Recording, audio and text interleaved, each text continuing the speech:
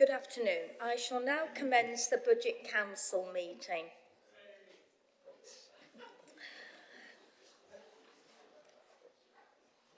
Before we start the formal business, I shall propose to hold a minute's silence in memory of former councillor Mohammed Altaf, who served on the council from 2002 to 2006, representing the Darnall ward. He passed away recently. Please join me in a minute's silence in his memory, and please stand if you can.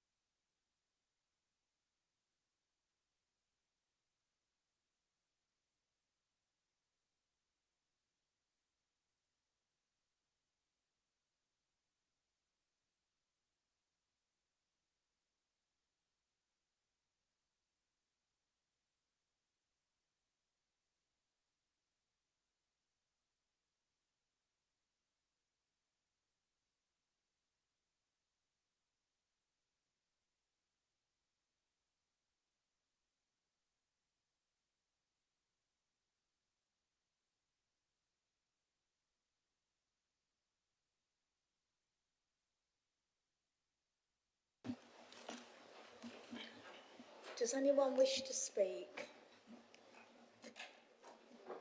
Councillor Mary Lee. Thank you, Lord Mayor. I first met Altaf many, many years ago. Altaf is his surname, but he was always known as Altaf, and not Mohammed, it was Altaf. He was a fellow activist in Darnall ward and in our constituency much longer, for a long time before he became a candidate in an election. I was his agent in that election, and this was when I first really got to know him well. He told me he'd come to England when he was 15. He'd shared a house with a number of other young men. He'd gone to work every day. He'd done numerous jobs. If there was a job that Altaf hadn't done, it was very rare. He'd done most jobs that you could think of. One of his last jobs was a bus conductor with Sheffield Transport. He was heavily involved before he became a candidate in the community and in the local VCF sector. During his campaign, I was struck by the number of people in Darnall that actually knew him. He was known by everyone. We would constantly be getting stopped wherever we went, whether we were door knocking or whether we were going from one meeting to another. Someone would be shouting, Mo. And that was how local people referred to him, just Mo. And they'd always have something to say, whether it was local gossip, a conversation about his family, or a conversation about what he wanted to do as a councillor. And I was always getting frustrated because I was trying to get him from A to B, and he would constantly be in conversation with other people.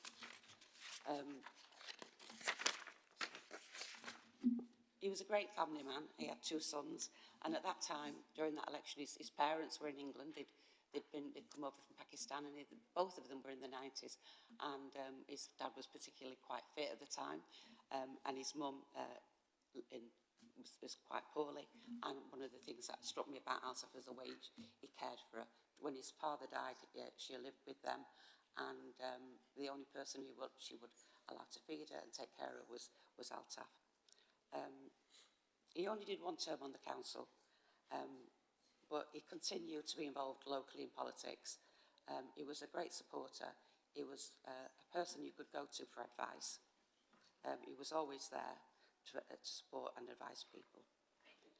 He became ill a good few years back now. He had a stroke, and he was less active in the later years.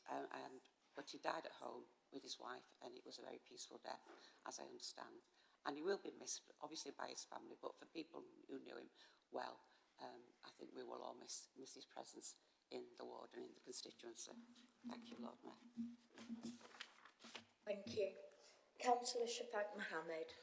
Thank you, Lord Mayor. I echo the comments from Councillor Mary Lee. Mohammed Altaf was my councillor. He actually beat me when he actually joined the council. But actually, Lucy might remember this actually.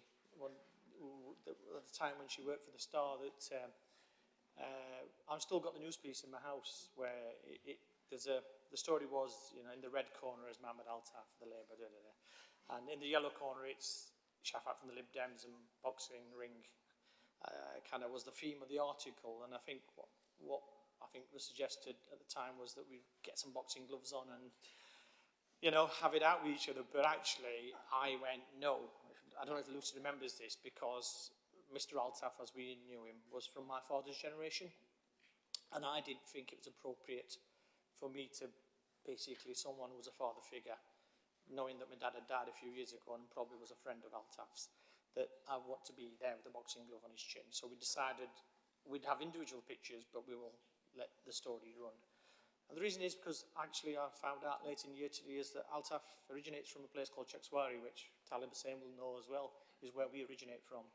So actually there's closer family ties there, and he was well respected in the community. Sadly, he only did one term. However, like Mary says, he did have those caring responsibilities. And the only regret I have is that I did learn a few months ago that he's not been well, and unfortunately I never got to see him, because every time I tried, I was told he wasn't well enough to receive guests. And, you know, lots of community turned out for his funeral in the Attercliffe area where he resides from, and I'm sure we did give our prayers for him at the mosque there, but I'm sure this council will all be sending their thoughts and prayers to Ashfaq and his brother and the rest of the family. And it's always sad when you lose a colleague that we've actually served alongside, and particularly with Altaf. So thank you for giving me the opportunity to speak, Lord Mayor. Thank you. Thank you. I've seen Councillor Fox indicate. Thank you, Councillor Fox. Thank you, Lord Mayor. Just a few words from me. It's always the point when you come on with councillors, and I came on with Altaf, with Gary and other councillors, and he may have only done one term, but wow, what a term. Let me tell you, what a colourful 4 years we had with Altaf. And I went on a few campaigns with Altaf in Darnell those following years. You were always met with a smile with Altaf. The one thing I will always say, that you were always met with a smile with Altaf. And at that time, with Mr. Bashir and Mr. Nazir, for those people that know, were able to have a real meaningful, for somebody like me to be able to explain to me much about the diversity. And Altaf was one of those people that you could really sit down and have a chat to and make you understand where he was coming. I, like Councillor Mohammed, only found out very late that Altaf was really poorly. I went to see him after his stroke, and again we had a good laugh with him, actually, regarding some of the issues that he faced. But sadly, I didn't get to see him before we lost him. So just for me, Lord Mayor, it may have only been one term, but he did make a contribution to me, and I know he did to other Labour colleagues at the time in group. But he left a big presence. That's what I will say. Thank you, Lord Mayor. Thank you. Thank you very much. I haven't seen anyone else indicate. We'll now move on to item number 2, which is apologies for absence. Are there any further apologies from the last meeting of 10 minutes ago? Okay, fine. Item number 3, exclusion of the press and public. There are no items of business on the agenda for this meeting where resolutions may be moved to exclude the press and public. Item number 4, declarations of interest or inability to vote on the setting of the council tax charge. Members have been provided with advice on the position on declaring interest in relation to the setting of the council tax charge. With that advice in mind, does any member wish to declare an interest in the item on the Revenue Budget and Capital Programme 2025-26, or declare an inability to vote on the setting of the council tax, where they have council tax arrears of at least 2 months? Does any member wish to declare an interest on any other item on the agenda? Item number 5, public petitions, questions and statements and other communications. May I remind members that record of votes are to be held on the amendments and substantive motion on item 7, the Revenue, Budget and Capital Programme 2025-26. Each of these votes will be conducted by using the e-voting system. Public petitions, questions and statements. For this meeting, we have received no petitions, no questions on matters relating to items of business on the agenda, no supplementary questions resulting from initial questions received from 2 members of the public on matters relating to the remit of full council, no statements. The initial questions received on matters relating to the remit of full council will not be asked at the meeting. This is because the questions, together with responses from the relevant committee chair, have been published on the council's website and circulated to all members of the council. There were no supplementary questions received. I shall therefore move on to the next item of business.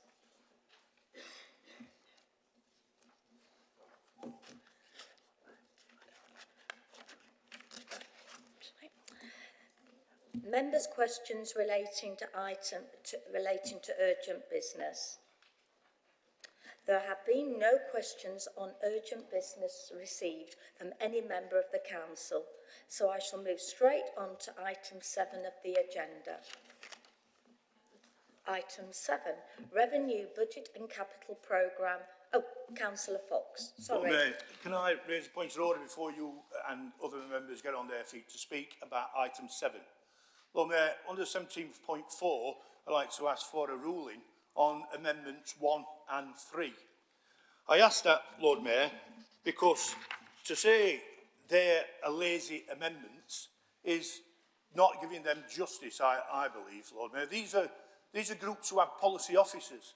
The pressure on groups that don't have policy officers to make sure that they get a balanced budget.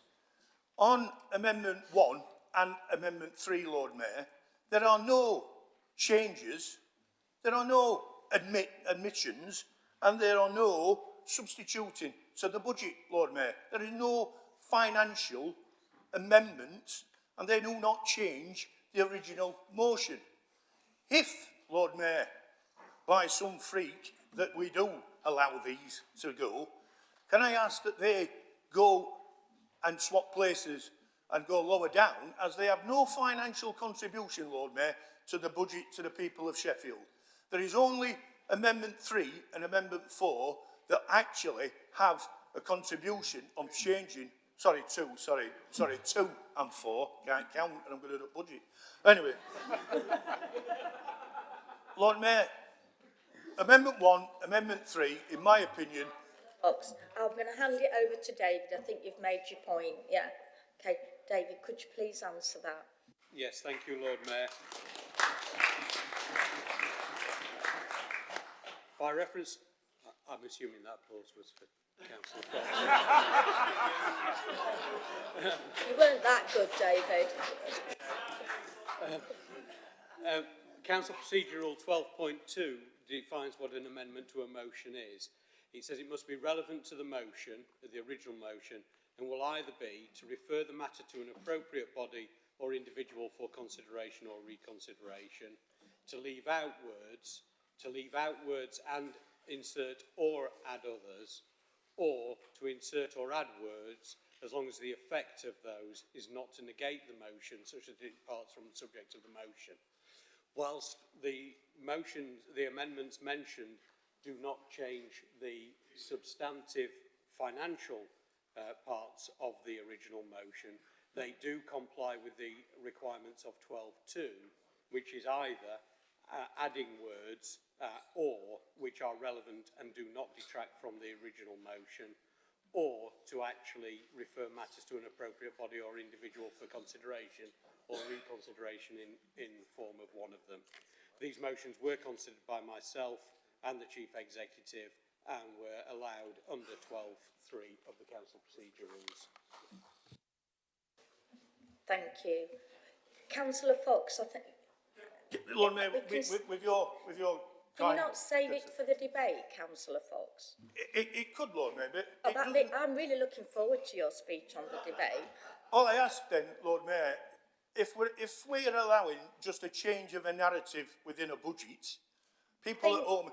I think you've heard. I understand your point. I may not agree with it, but I understand your point. But I'm being fair. I think you can put that in your speech when it comes to doing it.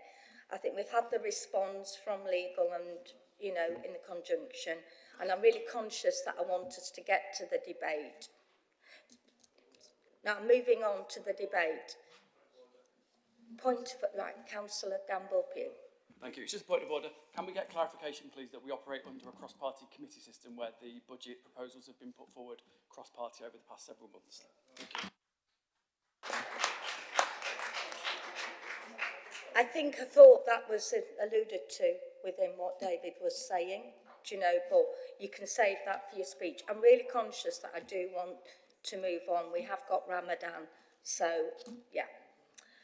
Right, I'm going back. I'm really looking forward to this debate, I must say. Firstly, we shall deal with the procedural matter as regards this item of business, and in accordance with Council Procedure Rules 4 and 11, a motion is to be moved that A. Suspend Council Procedure Rule 17.5, content and length of speeches, to change the time limit on the speeches of the mover of the motion from 3 minutes to 5 minutes, of the seconder of the motion from 2 minutes to 5 minutes, and of the movers and seconders of the amendments from 2 minutes to 5 minutes. B. Suspend Council Procedure Rule 7.6, time limit for debate, to remove the 25-minute time limit for this item of business, and suspending Council Procedure Rule 5.5 and terminate this meeting at 5:30 p.m. C. Suspend Council Procedure Rule 17.7, procedure for debate, and 17.5, content and length of speeches, to allow the leaders of the other two groups in the administration to speak immediately after the motion has been seconded and prior to the First Amendment being moved, and to change the time limit on their speeches from 2 minutes to 5 minutes, and E. Finally, suspend Council Procedure Rule 17.8 when a member may speak again, to allow the 4 members who will speak on the motion to also move or second an amendment or otherwise speak in the debate. Is that motion moved?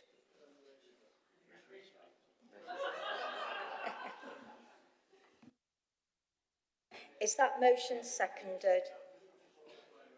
Fine. Formally, Lord Mayor. All agreed? Fine. We now move to the main business, which is to approve a revenue budget and capital programme and set the council tax charge for the financial year 25-26. There is a motion to approve the recommendations made by the Strategy and Resources Policy Committee, and there are 4 proposed amendments to consider. The motion will be moved and seconded, and then the leaders of the other 2 groups in the administration will be invited to speak in support of that budget. The mover and seconder of each amendment will then speak, and the matter will be debated. A document containing the budget motion and amendments, numbered 1 to 4, was circulated this morning by email to all members of the council, and has been published on the website with the agenda for this meeting. Paper copies have been circulated in the venue.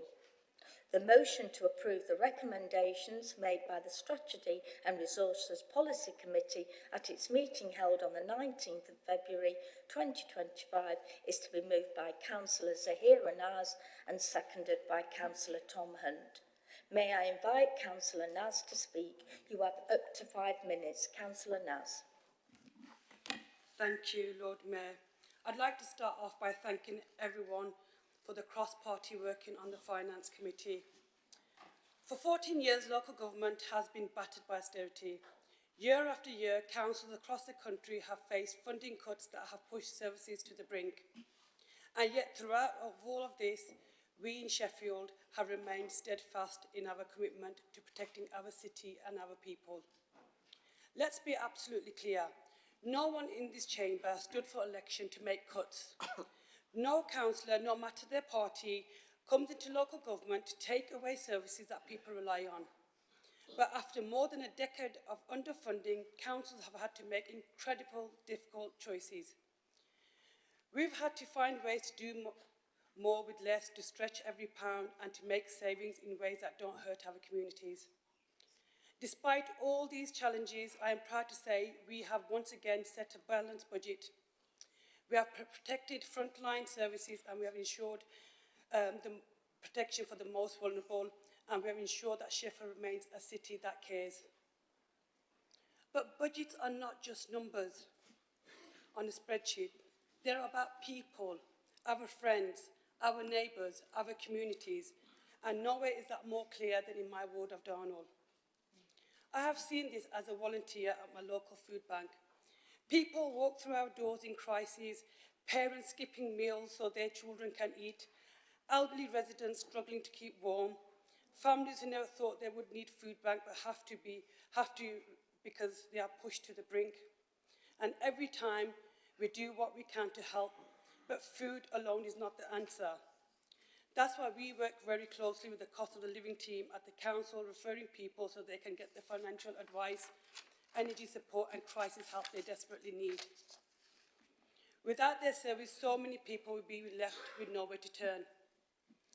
But it's not just about food banks. Across Darnall, council-funded initiatives have been a lifeline for residents. The Household Support Fund has helped struggling families with energy bills, food and essential costs. Children's services have continued to support vulnerable young people, helping them to stay safe and giving them opportunities to thrive. Our council also worked hard to support community organisations, ensuring that local groups who understand their communities have the resources they need to help people directly. And let's not forget housing. In Darnall, like so many parts of the city, the cost of housing is a major issue. That's why this council has continued to invest in affordable housing, homelessness prevention and support tenants so that people are not left without a roof over their heads. This year, we received a better than expected local government settlement, with 17.4 million of extra funding providing some much breathing space. Let's not pretend it undoes the years of financial strain that councils have faced. We are still dealing with long-term impact of austerity, the rising cost of delivering services and the increasing demand on social care, housing and public services. What this settlement does allow us to do is make decisions with a little more certainty, decisions that will help us protect the services people rely on. Now we have a government that is committed to a 3-year, multi-year settlement, something we have long called for, because councils cannot function efficiently with last-minute, 1 year at a time budget. We need stability. We need to be able to plan for the future, to invest in long-term solutions rather than firefighting them every year. With this budget, we are reinforcing our priorities. We are continuing to support those in the greatest need, whether that's through social care, children's services, housing support, or keeping our public services running. We are ensuring that our city remains a place of opportunity, where businesses can thrive, where communities are supported, and where people feel safe and valued. And we are making it clear that with proper funding, local government can once again be about building for the future rather than just managing decline. We have big challenges ahead. The cost of living crisis is still hitting families hard. Demand for social care is increasing, and years of underfunding mean that our services are still stretched. But there is hope. There is now real opportunity to build and invest in the services that people rely on. And with a Labour government that values local government, I am confident that we can start to turn the tide. Sheffield deserves better, Our communities deserve better, and that is exactly what we will continue to fight for. Thank you, Lord Mayor. Councillor Naz. Councillor Hunt, you may speak for up to 5 minutes. Thank you very much, Lord Mayor. Let me also thank officers for their hard work to ensure that we're here today to vote on a balanced budget. And let me also thank all 84 councillors in this chamber for your cross-party work over many months to make this possible. We are only in this position because we manage our budgets carefully and responsibly. Every pound of public money spent wisely, and there can be no let-up on that. Lord Mayor, as Councillor Naz has said, our funding from the last government was cut massively since 2010. Prices went up and there is rising demand for the services that we provide. But despite those challenges, we're here today to set a balanced budget. We have had to take difficult decisions this year, but Sheffield is not in the very uncertain position that some councils find themselves in. And after 14 long years, this year's financial settlement for local government took significant steps in the right direction. We now have a government that is at our side, not at our throat. And I'm proud to work with all of the people in this room to set a cross-party budget that is aligned to our cross-party council plan. A budget that is in support of our aims, our shared aims, to ensure that Sheffield is a city where children and young people feel secure and safe in their lives and feel that they belong, where more people live long, independent and fulfilling lives free from harm, discrimination and poverty, and where we have high quality neighbourhoods which are clean, green, resilient and safe.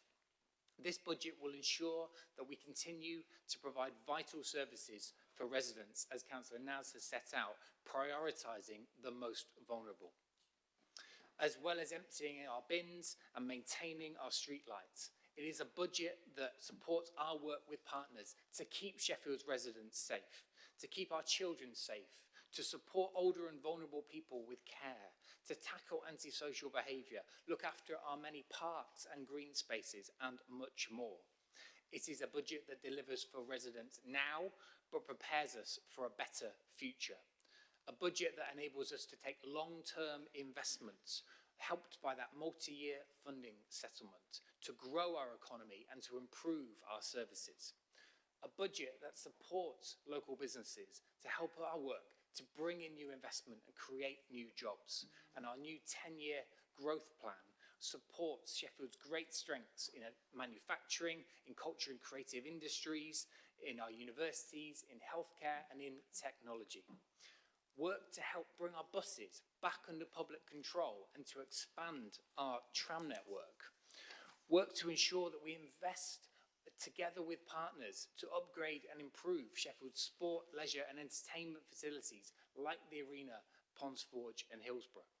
A budget that supports our work to regenerate parts of our city, bringing brownfield land back into use, whether that's at Attercliffe, Stocksbridge, Neepsend, and to continue our work to transform our city centre. Our work to support people of all ages. Our family hubs and youth services help to give people, young people and children the best starts in life. And we are helping older people to live longer independently, as well as making our city a dementia-friendly city. It supports our work to tackle climate change and to continue to improve air quality in the city. And our new £11.5 million electric bus fund will help us to do just that.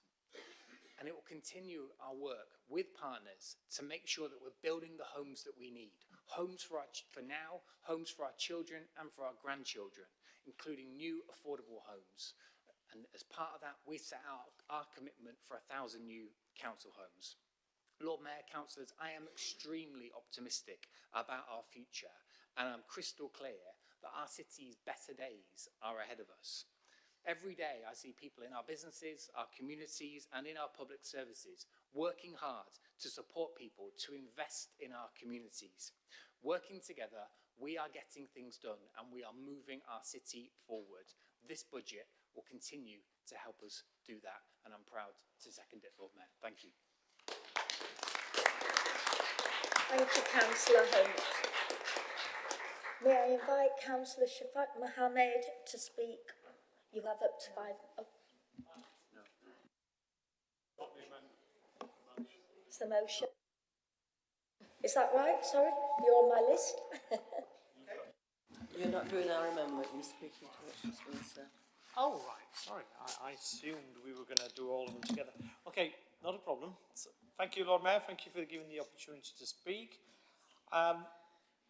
While I was listening to both Councillor Naz and Councillor Hunt, I thought, have they actually watched the BBC News this morning and actually realised what's coming down the line in a couple of weeks' time when the Chancellor is going to do this statement? And it's not going to be to bring any good news to the country or the councils, but actually to cut further.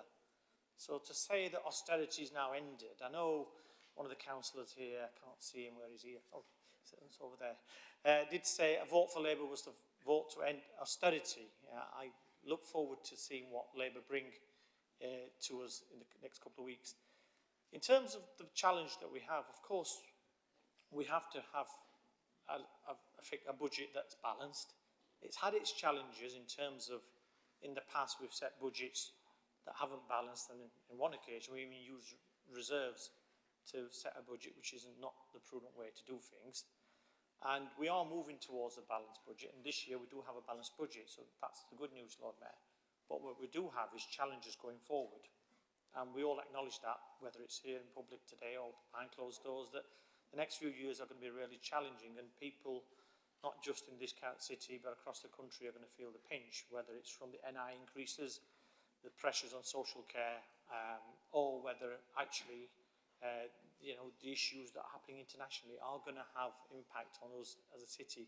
So we will play our positive role here on this side of the chamber, like we have done for the last several years when we were faced with this huge challenge of that if we weren't involved in trying to balance the budget, that we could end up in a situation where other councils were. Thankfully, we're not there, and we don't want to be there, because we can see what's happening in Birmingham at the moment. Rubbish piled up, massive council tax increases. Bradford's gone down the same line. So we're sticking to the council tax increase, be it 5%, what we've normally done. But just be clear to colleagues and members of the public that part of that will be a social care precept that, is ring-fenced for our most needy. And just talking to the most needy, I have to, look across at the chamber to say we're protecting young people, protecting the elderly. Really? What, with a child benefit cap and the winter fuel allowance? So you really are? How can you say that in this chamber when those issues have been brought here and you, on the other side of this chamber, have been the ones that have blocked this kind of, our calls for support? So by all means, colleagues, we've got this challenge. I know the Labour Party did make a lot of promises when in the general election, and clearly they have had disappointment. But colleagues across this chamber have been saying for years that a lot of the budget reductions were unnecessarily. £800 odd per year have been cut. And I've asked Councillor Hunt this question previously, and I'll ask it again today. How much of that 800 are we going to get back in a couple of weeks' time when that Chancellor makes the statement? Because at the moment, even with the budget increases we've had this year, and I think Councillor Levery made this point at Council, that yes, we've had an uplift in a budget, but actually the pressures were far greater. And if you look at what the reserve is, we had a 70 million reserve a couple of years ago, colleagues. It's down to 0.7 million, it's not even £1 million. So the budget next year, there is very little wriggle room there for us to overspend. And if, like I said earlier, if the government is coming down the line with potential more cuts, whether it's direct to the council or welfare. And, I'm going to look you colleagues in the eye and say, how many of you guys stood for election to cut welfare? Because I thought the Labour Party was a party of welfare. It was the Tories, the cruel party, that were cutting welfare. So I look forward to your speeches on this motion that's been presented by your two colleagues and see whether you're a party of cutting welfare or protecting welfare. Thank you. May I invite Councillor Douglas Johnson to speak? You have up to 5 minutes. Thank you. Councillor Johnson. Thank you, Lord Mayor. Thank you. So the budget we've got today in front of us is And we think it's the best option that this council can bring forward. And remember, it's for the people of Sheffield. And that's what it's for. That's the start and end point of this. So this is a recommendation coming from the Cross-Party Strategy and Resources Committee. It's been brought forward through collaboration. And this is different to budgets in the past. There's been a lot of work, there's some really excellent work by a really committed staff team across the council to bring this budget together. And it's in the context of a fairly sensible three-party administration. So there is buy-in across the board there from all the parties represented on the council. And the way this has come about is there has been discussion, there has been testing of ideas, there's been a certain amount of filtering. We've looked at various proposals, all three parties have looked at various proposals, some have been ruled out, and what we got as a result there that is the art of political compromise. It's gone through, it's had some of the rough edges taken off. It's not to say it's easy, but it is to say it's balanced. So what I'm saying is it's a balanced budget and it comes from a balanced approach. So big thanks to everyone who's been involved with that, and there are a lot in this room in particular, but also there's a lot of people behind the scenes who just do an incredible amount of work on something that's actually a really difficult job. So big thank you to everyone, and it shows the benefits of a cross-party council, one with political balance. And I'm just thinking back because I was elected in 2016 when it was a very, very different council, and the budget was a very different process, and it was about people clutching folders of figures very close to their chests and then releasing them. And then, of course, the uproar went when everyone realised what cuts the council was announcing. So it's very different. I'm not pretending it's perfect. It is important to recognise that we're going to the territory recognising that this council's in a very difficult financial position still. It is stable, but it's challenging. Things are hard. The budget is stable in the sense that we're not like other councils where we're going to go bankrupt or we're going to ask for help from government. That's not happening. It is balanced, but we've got some money coming in from government, and I'm going to be fair and say it's welcome that government has provided a little bit of the money that's quite a substantial amount of money that's been taken off this council in recent years, but it's only for 1 year. It's stopgap funding. There's nothing sustainable about this at all. The biggest chunk of money is just for 1 year only. That makes it very difficult for this council to plan ahead. And the bottom line is we still don't have very much money compared with what we want to do. This council says it wants to do a lot, doesn't have the money. We're still 22% down in spending power compared with where we were in 2010. And that is a huge cut in services to the people of Sheffield, which is where I started. And that's even after shifting more and more of the burden of raising money for the council onto local council taxpayers. So from the Greens' perspective, you've probably heard us say before, tax the rich. We should say tax the wealthy. That is what we say. Not just the wealthy, the super wealthy. We know the government's not doing this. We know it's a political choice. It's where we are. We know the government's not taxing the non-DOMs. It's raiding the international aid budget and not putting money where we say it should go. We say that this continued austerity is a political choice. And Councillor Naz is right to draw attention to the fact that there's been 14 years of austerity. But I was thinking, did I hear that's right? It's not 14 years, it's 40 years. It's 40 years since the mid-80s where there's been continual attacks on this council in terms of funding. And so I don't need to say the government has choices to make. Lord Mohammed's just mentioned the winter fuel payments, the child benefit, the cap on child benefit. That's an important political choice. It's obviously not one that we stand for, and we know it causes harm to people in the city. We think the government should stop cutting the poorest in society, like the billions of pounds of welfare cuts that are announced today. But bring it back to Sheffield now. Our job today is to fix the budget in the best circumstances we can. So we're not the national government, we're Sheffield City Council. But bring it back here, this council will do the best that it can for the people of Sheffield, and I think what's in the papers sets that out. Thank you very much.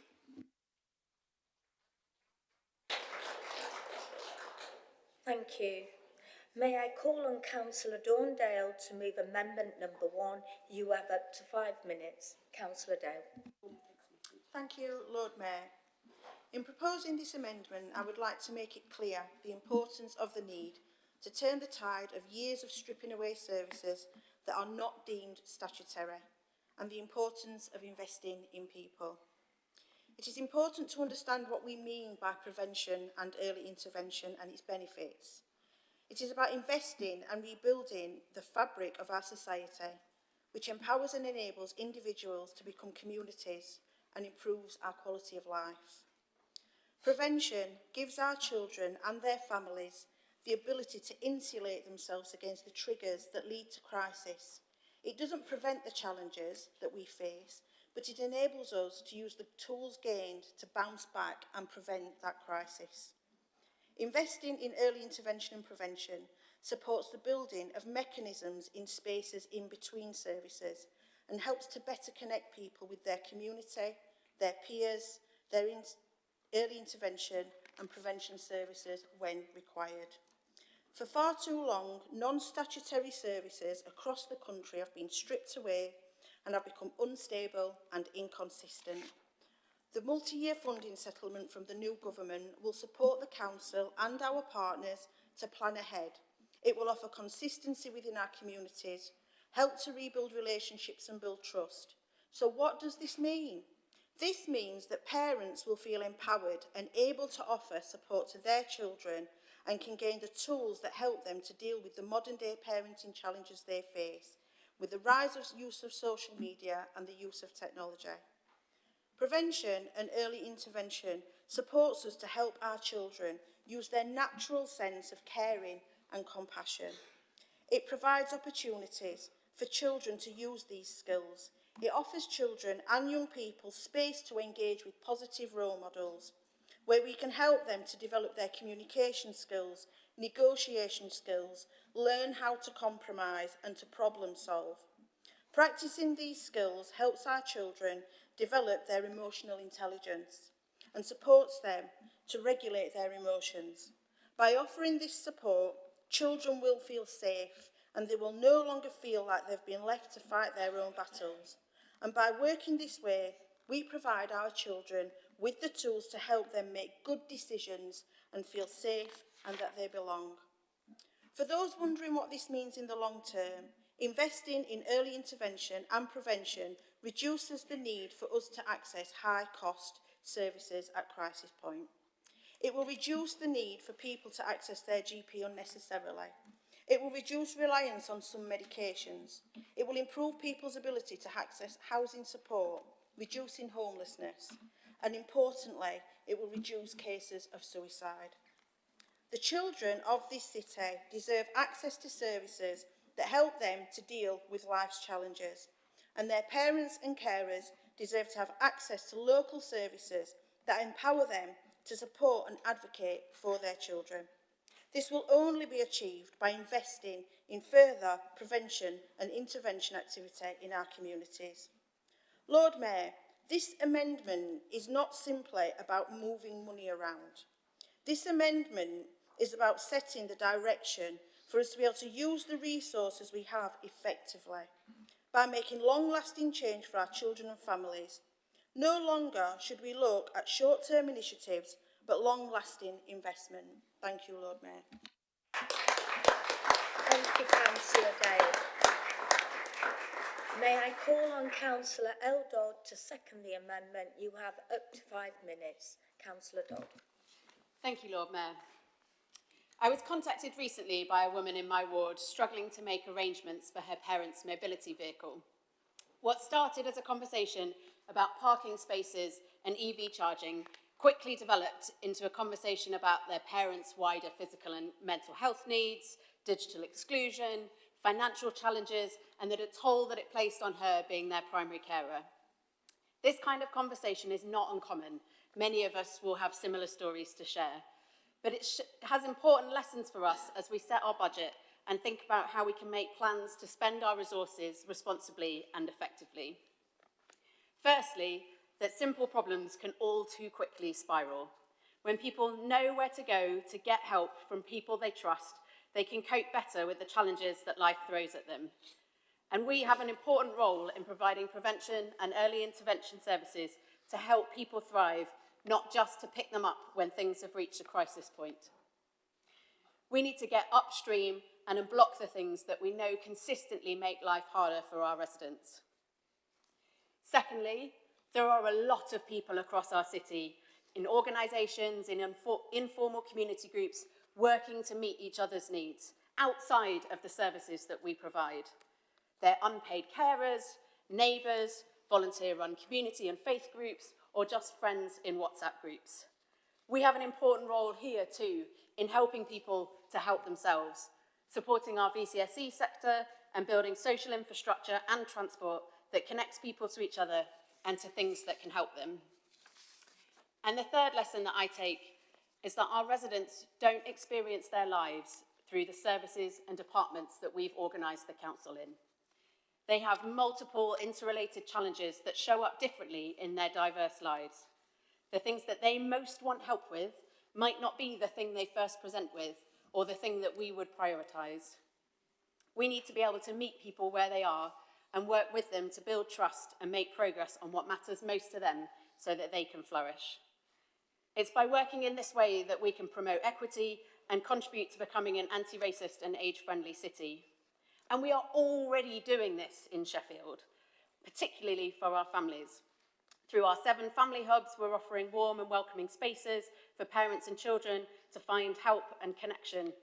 In our family intervention service, we're working closely alongside families experiencing multiple challenges for as long as they need to achieve their goals. And in our Changing Futures programme, we're working compassionately with adults experiencing multiple disadvantage to make change in their lives that matter to them. And we know that working like this saves us money. A recent study by Manchester Metropolitan University showed that we could save up to £50,000 per person by working in a more relational and human-centred way. So we can and we must do more. We can be bolder in shifting to prevention, in trusting our residents to know their lives best, and enabling our communities to support each other. This amendment recognises the hard work that officers and politicians across this chamber have put in over many months to agree this budget across party, and doesn't seek to undo or renegotiate that at the last hour, but rather sets us on a collective path to ensure that the way we spend that money and the future decisions we take create the conditions for our residents to thrive and put people, planet and prosperity at the heart of all that we do. And I commend this amendment to the chamber. Thank you, Councillor Dodd. May I call on Councillor Mike Levery to move amendment number 2. You have up to 5 minutes, Councillor Levery. Thank you, Lord Mayor, and thanks to our finance team, not just for helping us with this amendment, but also for all the great work they've done over the year. I'd like to take issue with this famous £17 million that's been the government's contribution to help us through next year. We can take £3 million of that straight off because they failed to fully fund the National Insurance contribution. So we're now down to 14 million in reality. This year, we've achieved 93% of our target savings of 43 million. And despite that, we are still overspent by 35 million. We can't continue at that rate because the 14 million is going to go nowhere towards preventing us overspending this area of the budget. So, we look very carefully at the Sheffield Futures proposals. We supported quite a few of them, but some of them we couldn't. One of which was the tram vision. Why are we spending £615,000 on a vision for extending a tram which will not actually happen until the next Parliament, already stated by the government? Why are we repairing out-of-date tram fleet stock, 32 of which are having to be repaired to keep them going rather than replacement because they've gone past the end of their useful life? An example of why we haven't supported some of these things. So what are we going to do with the money? First of all, we want to invest in another 6 independent travel trainers for those children 16 to 18 who are capable of learning to travel independently within this city, because by the time of 18 they will need to. And that is a crucial piece of investment. 116,000 in the Sheffield Young Carers, so they can provide their services users free bus travel across the city. The successful environmental stewardship scheme in the East and the South East LAC rolled out across all the LACs, £368,000. Supporting degree apprenticeships in speech and language therapy, recognising the invaluable support this impact can have, 247,000. And critically, and we had this in our budget amendment before the tragic incident at All Saints School, but we have to start a campaign, an anti-knife campaign, across the city. Similarly, for our communities, investing in additional staff for the private sector housing team to deal with some of the problems in the city's housing private sector. We are now over 2,000 families in temporary accommodation in this city. We have a waiting list on the council of 25,000 trying to access council homes. We must actually engage with the private sector better and help some of those people facing eviction to get into private sector properties. Our volunteer libraries. We've got in place self-service machines for libraries that are manned, but we've done nothing about our volunteers. They should have the same level of support by investing in self-service machines in the library. Cost of living crisis hasn't gone away. We've just seen what's happening with power costs. We've seen what's happening with water rates, which are going up significantly, but we need to help those who are most needy. £70,000 in that. Fly tipping. We upped the fly tipping signs about it across the city last year. It's made no difference. In fact, fly tipping has gone up and there's no fines that come in to replace what was supposed to be an increase of £100,000. So, we need to put some signage up across this city at the hot spots to deal with it. And finally, heritage officer. We said last year we needed a heritage officer. We've got it. But we need to look at some of our key properties which need funding and feasibility to see where we go with them. And finally, we also need to sort out the Rose Garden Cafe. Although there's a heritage plan to spend 2 to 3 million in the Environment Heritage Lottery Fund, but we will still have to part fund that or match fund that in some way. Thank you, At the end of the day, £270,000 gets us the building secure. Thank you. Thank you. I am being quite firm, it is 5 minutes. Councillor Shafat Mohammed, you have up to 5 minutes. Thank you, Lord Mayor. The amendment. Thank you. Thank you, Lord Mayor, and thank you firstly to officers for their time and commitment in terms of assisting us in terms of bringing this amendment forward. And I think it's important, given what Councillor Fox said, that actually there has to be an opportunity for political parties to have a slightly different vision. Yes, we can work together on some things, but there's always an opportunity to say, there's some stuff we like to do differently. And at this point, I normally would stand up and Councillor Peter Price would be stood there and I'll say, well, student games, but he's not here, so I'll not say that. However, Councillor Fox is still here, so I'll talk about trade union conveners. One last time, Terry. You know, clearly, look, I've looked into this, and I think I'm told that there are some councils that don't fund conveners, actually. So this is a unique situation in Sheffield. I'm not here to say that the work they do is wrong, but if other city councils up and down the country aren't funding them, then the question that we've been asking for many years still stands. The £242,000, can that be spent differently? And we as a party are suggesting today that it could be spent differently. It could be spent by giving each LAC that we all are members of another £10,000. It's going to build on the work that actually the committee LAC area that Simon Clement Jones, our councillor B chief, actually chairs. Because they ran this pilot. And that pilot actually builds on the work actually that myself and Councillor Fox looked at in terms of advice centres coming out of COVID, actually, if I'm going to give credit's due. about how we can get people to claim more money that they are due. And just to remind colleagues that that scheme has generated over £170,000 over 12 months, including one individual who got 24,000. And if you look at the research that's been done by, I think, a tank called Policy and Practice, I think it's called, in Sheffield, nearly around 200 million, I think it is, from the research I've seen. That much money people could or should claim that they aren't claiming. So the huge amount of money is available for people who are entitled to it. And clearly, look, we've had these challenges with the winter fuel allowance, and the leader at council, I think, last time, in a written question, talked about how much money this city council has to spend to go and write to individuals to say you're entitled to this money, when we shouldn't be doing it for that reason. We should be doing it for this reason, say there's more money available. So that's what we want to see, more money for LACs locally.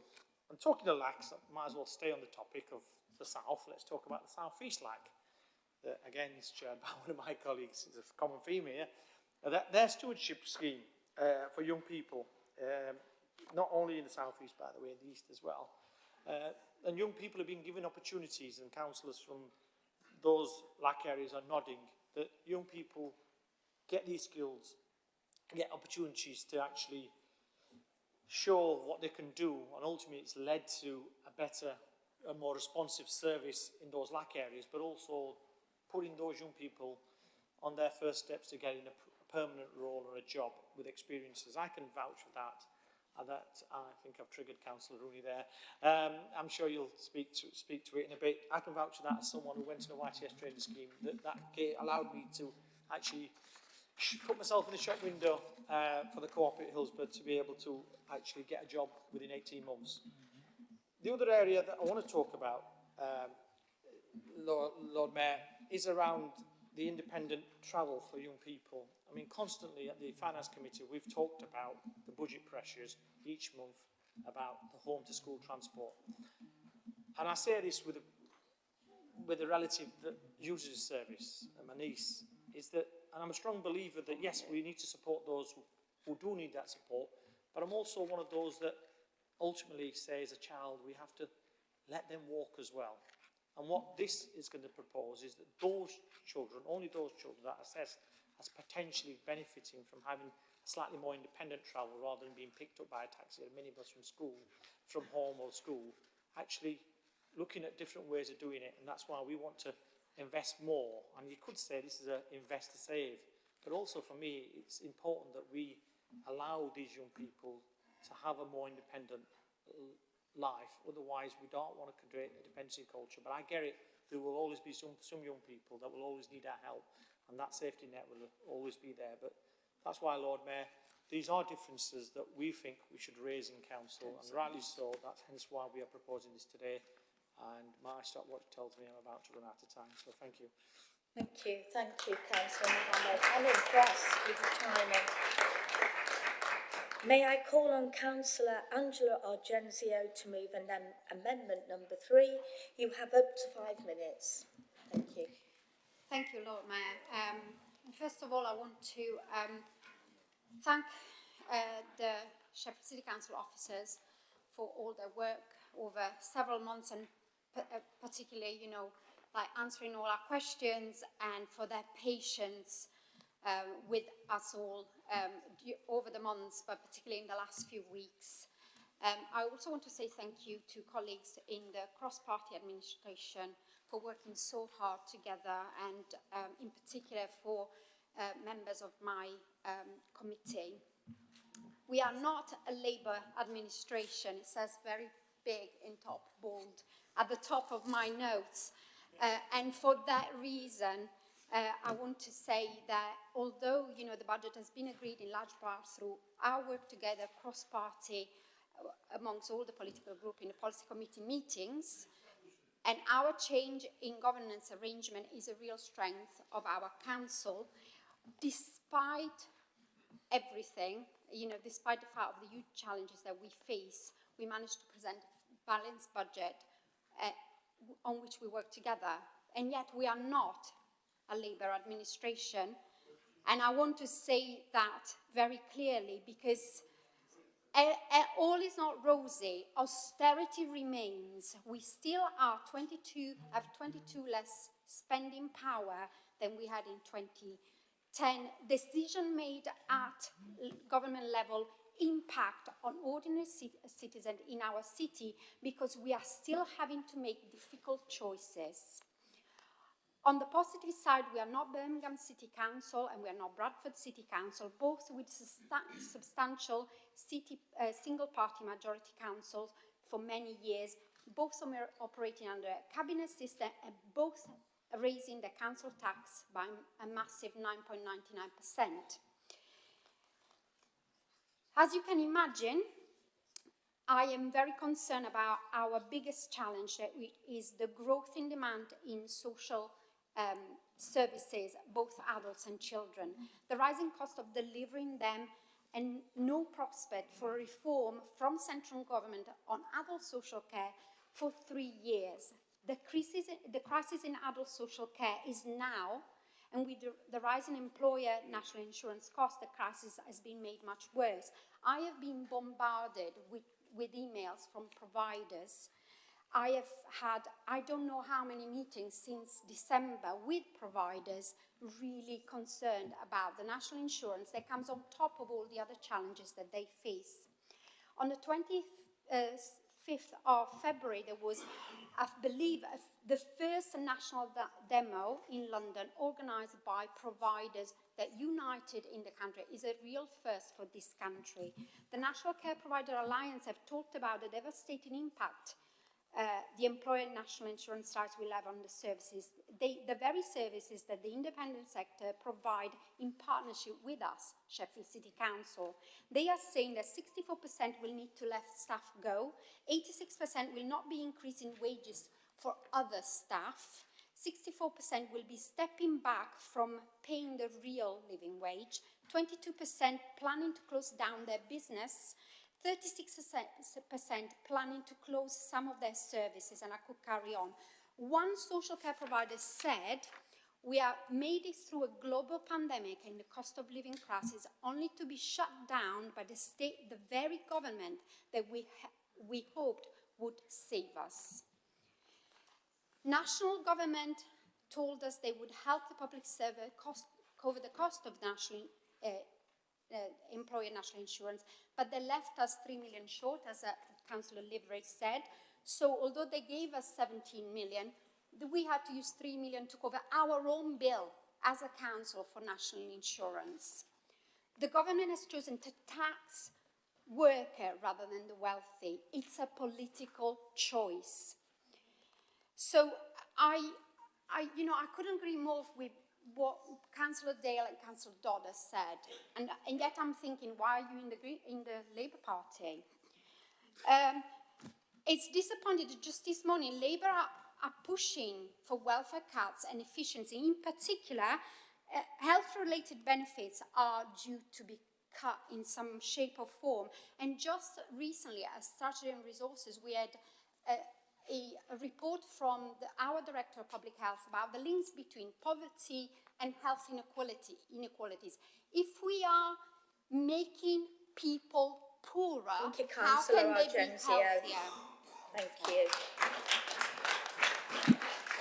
Just a minute, we've got that. May I call on Councillor Douglas Johnson to second the amendment? You have up to 5 minutes. Thank you. Thank you. I'm not sure if I got the short straw here. My group's made me do this second speech as well. So I'm not sure. I'm sure it's for Terry's benefit. Because now I've got to speak with an amendment against the budget I was speaking in favour of a few minutes ago. So it's a good thing there's no numbers in it that I have to deal with as well. The point about this is actually, I've said before that, it's a budget that's been worked out cross-party. So it does make sense that, we're basically there with it. We're not supporting, we're not seeking to change the figures again at this stage from when I spoke 20 minutes ago. So we're asking members to support our amendment there. Basically, it's because, there's a lot of good ideas in there still, and you don't need to put numbers on there. I'm going to urge people to have a read of our amendment there, just because what we're doing is setting out some opportunities for the council, and it builds on this progress that's been made in the transformation of the council, about looking forward, not back, about being positive, about taking opportunities, and looking at a whole council approach that's ultimately for the benefit of the people of Sheffield. So it's not about us, it's for the people of Sheffield. And there's some things this council can do that will make people's lives better. And again, credit to all the work that's going on there. I was going to mention the fact that, in our amendment, we list all those things, right from what we can do as a council to leverage the huge amount of money locked up in pension funds that all our staff pay into, and this council pays into, and seeing what can be done to maybe finance the massive challenge of net zero, the whole climate change issue, the fact that we declared a climate emergency and still got a long, long way to go on that, despite the really promising things that are happening. There's still a long way to go. We're also supporting the local economy there. And the other end, we've got to mention graphene heating. So I think anyone who's put forward an amendment that doesn't mention the word graphene is missing a trick there. Graphene heating is just one of those innovations that might or might not work. As a council, we've got to try it out. As a council, we are trying it out. There is a trial going on now, and see whether this could be a better, more sustainable, more comfortable, warmer, and therefore healthier form of heating of our tenants' homes. We hope to see a bit more of that in the future. Looking at the other amendments, so we've got quite slim pickings on the other amendments this year, and in previous years there's been a whole range of different changes to the core budget. The Lib Dem and the community councillors put in a range of issues, some of which we'd agree with, some of which we don't. It's unfortunate we just get to vote on block today. Some of the ideas should be explored further. We don't agree with cutting funding to trade unions, and we don't agree with cutting funds for the public transport, buses, trams, walking and cycling that are in those other parties' amendments. We're not going to go with those. No surprise there from the Greens. But there are some interesting proposal from the Lib Dems about the reapportionment of community infrastructure levy, or SIL, because this is something that's an issue that's been knocking about in the council for a long while. As Greens, we've been saying, we haven't got a very good system at the moment. We need to have a better system. We've got the petition from some of the large BEMA organisations recognising that there is an important section of the voluntary and community sector that could really do with some of this SIL funding to really drive forward their contribution to the city, and we haven't yet got to a position of organising how we respond to that. So I'm not saying this is the answer, but the proposal to increase the amount of local ward spending from 15% of SIL to 30% of SIL, as the Lib Dem group has proposed, is something that is really interesting, and whilst it's not without consequences, it's something that the Greens could support if it were brought as a standalone motion. So that might be something to pick up later in the year. Overall, we've got a list there of the opportunities, and think about the opportunities, think what more we can be doing for the people of Sheffield, and vote on that. Thank you. May I call on Councillor Fox to move amendment number 4? Councillor Fox. Thank you, Lord Mayor. Lord Mayor, first of all, can I say thank you to the officers who've assisted us over this period, and especially Kerry, who's gone out of the way really beyond, and thank you to Philip and his team. Also, I'd like to thank Chair of our Finance Committee, Councillor Naz, for bearing with me for a year. Much appreciated, and I think the way that you've navigated that committee is worthy of note, and thank you for that. Lord Mayor, we've just had 50 minutes of an administration telling us backslapping, sensible, we're not Labour, but we agree with budget. Lord Mayor, 50 minutes. All I'm going to say to these groups is one day you will be in opposition. Just think about that. You are giving the right for an administration to have 50 minutes unchallenged as a budget council. When I asked about the amendments 1 and 3, it's a play on words. I'm sure people out there go, oh yeah, thank you. Thanks for thinking about them. They're really fluffy. Where was the commitment? Councillor Shafak said that we put a small amount of money in the other year into citizens' advice and made a massive difference. But just because we go careering down one path shouldn't say that even at the last minute we have an opportunity to change that direction, rethink, bearing in mind £34 million overspend. Do we just keep careering on? No.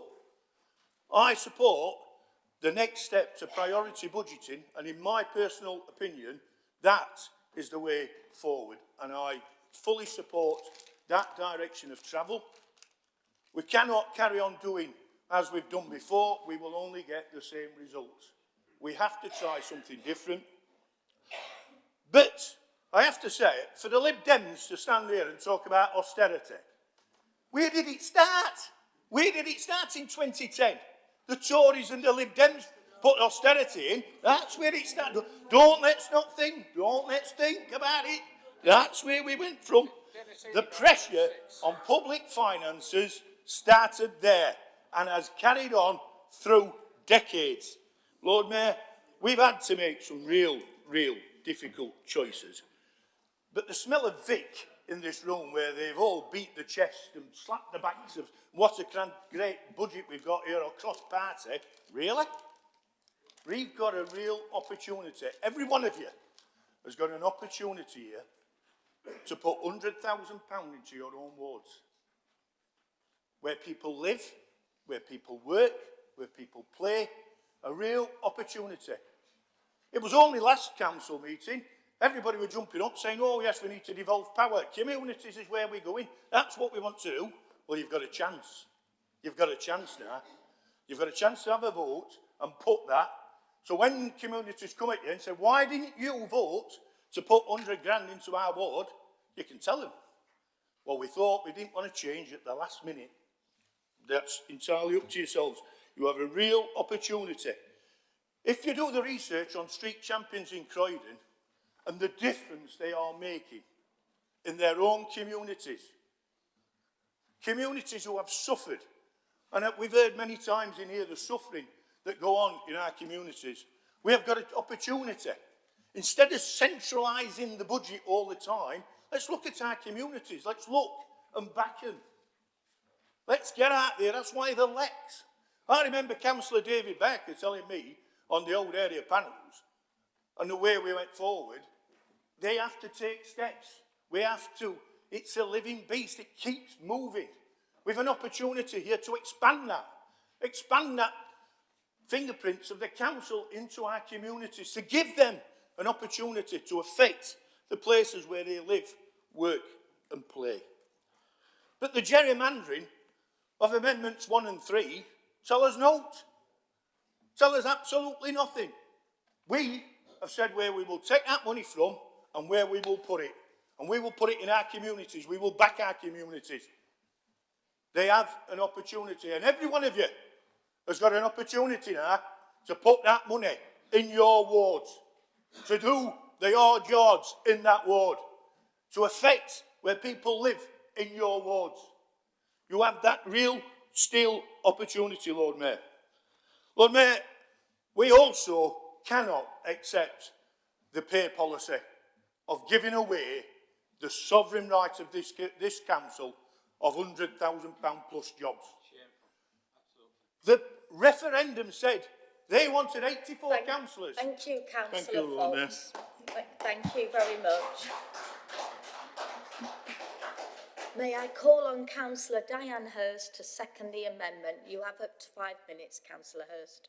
Thank you, Lord Mayor. Well, how do I follow that? I follow it by saying, as Leader of the Opposition on Sheffield City Council, I am happy to second this budget amendment. There might be only 5 of us, but we are the opposition.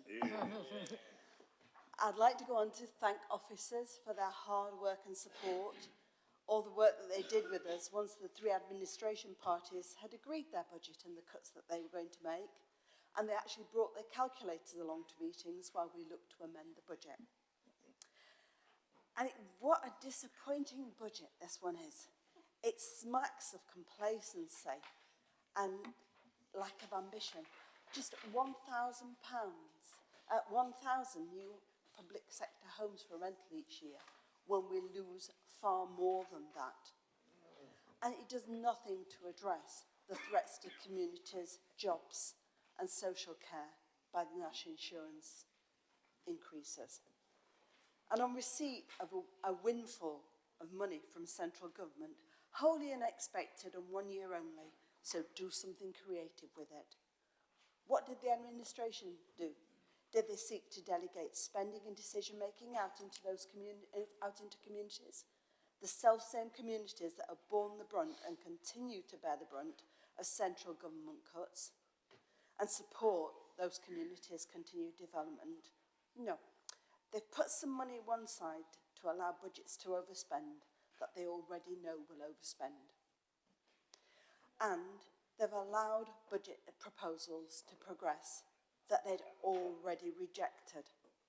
And those proposals concern matters that we don't have control over, and that increase staff liabilities for Sheffield City Council at a time when their ambition is to employ AI and not people.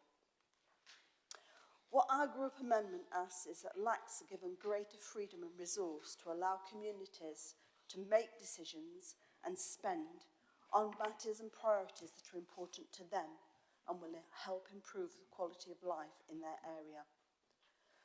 We've seen the impact of those proposals, and here I'm not going to repeat what Mike said or what Shafak said about the work done by the South LAC, by the East LAC and the South East LACs, or even about the initiatives around people keeping well in the north of the city. But it's about believing in people, believing in the people of Sheffield, investing in them and giving them more freedom to make decisions that affect those lives. We seek to extend local decision making to local people, and for that reason I would ask for your support. Thank you. Thank you, Councillor Hurst. Now, before we move on to the debate, I'm going to propose a comfort break of 10 minutes. If we could be really prompt back, because we do want to finish on time so that members can observe Ramadan and the iftar. Thank you. So I'll see you back here at 10 to 4. Thank you. I have got a number of speakers. I will be, as always, making sure that I give equal opportunity to each party in turn. And the first person that I have indicated to speak in the debate is Councillor Ben Miskell. If anyone else wishes to speak, can you please raise your hands and let me know? Thank you. Councillor Miskell, you have up to 2 minutes. Thank you, Lord Mayor. I'm pleased to support this budget, a budget, of course, that protects the vital services and invests in Sheffield's future. A key part of this budget, of course, is investing in infrastructure, because we invest in transport, and when we do, and in new homes and regeneration, we drive economic growth. And this isn't just about improving our city, it's about creating opportunities. A strong, growing economy means better jobs, higher wages, and a city where everyone, not just a few, can benefit. Projects like Heart of the City, improving public transport and regeneration schemes are also set to continue to unlock Sheffield's potential. This budget also strengthens our role as a leader in green growth, working with partners like the AMRC through the investment zone to attract investment into renewable energy, helping to cut bills for households and businesses whilst supporting a sustainable future. But Lord Mayor, I am particularly disappointed that the Liberal Democrats in their budget amendment have failed to support tram expansion.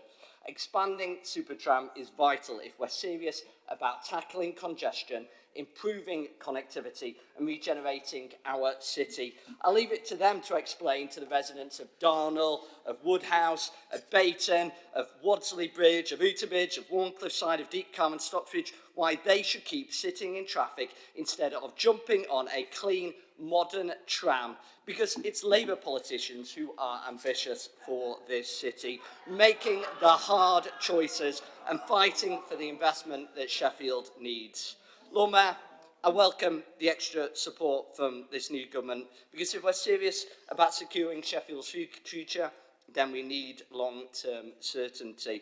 And we know that we need growth and to be ambitious with projects that bring growth, jobs and improve living standards. That's why I'm so supportive of the government's growth mission. And that's why multi-year funding settlements from 2026 to 27 will be absolute game changers. Thank you, Lord Mayor. Thank you.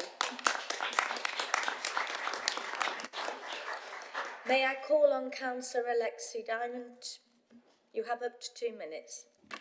Thank you, Lord Mayor. Firstly, I'd like to thank everyone who's been involved in the budget and commend the spirit of cooperation and cross-party working to get the best budget we can in challenging circumstances. I'd particularly like to thank all the councillors and officers on the Transport, Regeneration and Climate Committee, as there are some really great things included which will benefit everyone in the city, not just for now, but also for the future.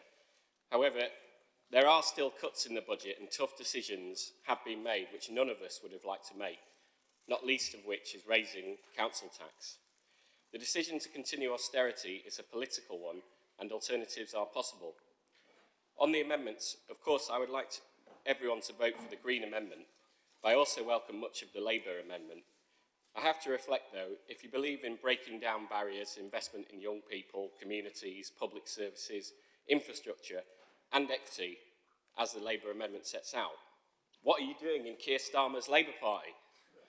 Labour promised change, but their record has been cutting winter fuel allowance, massively cutting welfare as expected today, keeping the two-child cap on benefits, increasing national insurance contributions, grovelling before the fascists in the White House, participating in genocide in Palestine, cruelly separating families and deporting record numbers of people, blowing more than 22 billion on fantasy carbon capture technology, reopening airports, NHS privatisation, failing to renationalise water, cutting the international aid budget, rejecting wealth taxes, continuing austerity for ordinary people.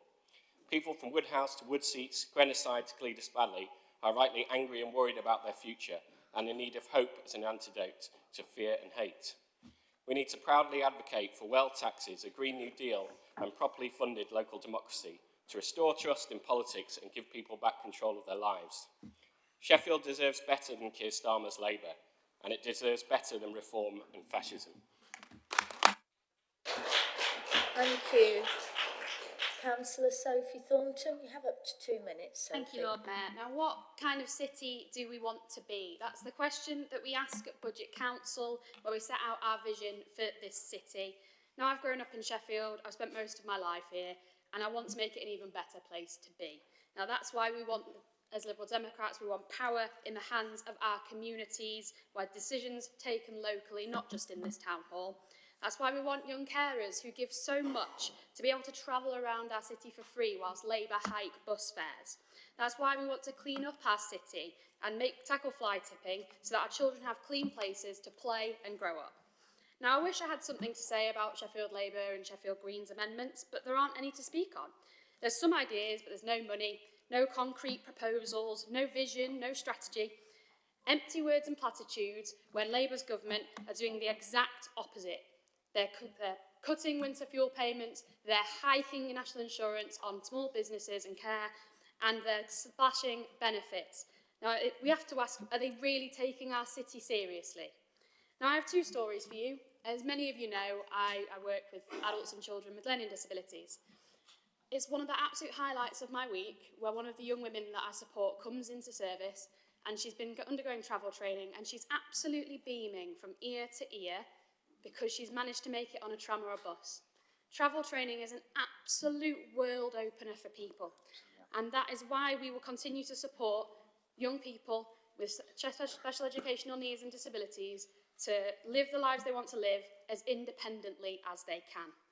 Now, secondly, my colleague came into work telling me about how her primary school children have started to practice what would happen if someone came into their playgrounds to hurt them. Now, they're hiding under the table. That's something that we expect from America with their backwards gun laws, not Britain, not Sheffield.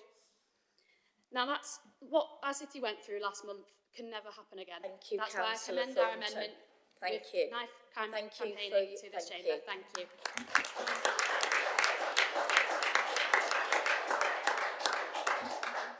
The next speaker I have is Councillor Mia Drazic, and I understand this is your maiden speech. So I will be lenient, as I have been. It's the last one as well, for the chamber. We save the best till last. Thank you, Lord Mayor. Firstly, I would like to thank the residents of Park and Arbourthorne for electing me to represent them. I'm honoured and proud to do so. Throughout my first year as a councillor, I've made it a priority to visit and support young people and families in our community. Just last week, I visited Arbourthorne Primary School and spoke to their fantastic head teacher about the incredible work they do, not just in providing an education and the means to pass English and maths, but a holistic approach to the curriculum which celebrates the strength of every child in their care, as well as going above and beyond to support families and the community that they serve. I trained as a maths teacher and saw firsthand how deprivation can affect life chances of young people. Hunger is not something children should have to face in modern Britain. However, sadly, in Arbourthorne, too many families are being forced to make impossible choices. The choice to keep your children warm or to feed them. Local communities like the amazing women at the Norfolk Park Tara have had to step in and now spend their days collecting and delivering food parcels to help people in their community. That's why I strongly welcome the government's plan to introduce universal breakfast clubs, of which 3 are being piloted in our Sheffield schools. This will ensure no child starts the day hungry, and it's why I also welcome the proposals in the budget that commit to providing £10.4 million from the Household Support Fund to provide free school meals over the holidays, delivering real resources to families who need it most. To encourage our young people to be able to build a successful future, we need to equip them with the tools to do so. Often, by the time young people have entered secondary school, their future feels set.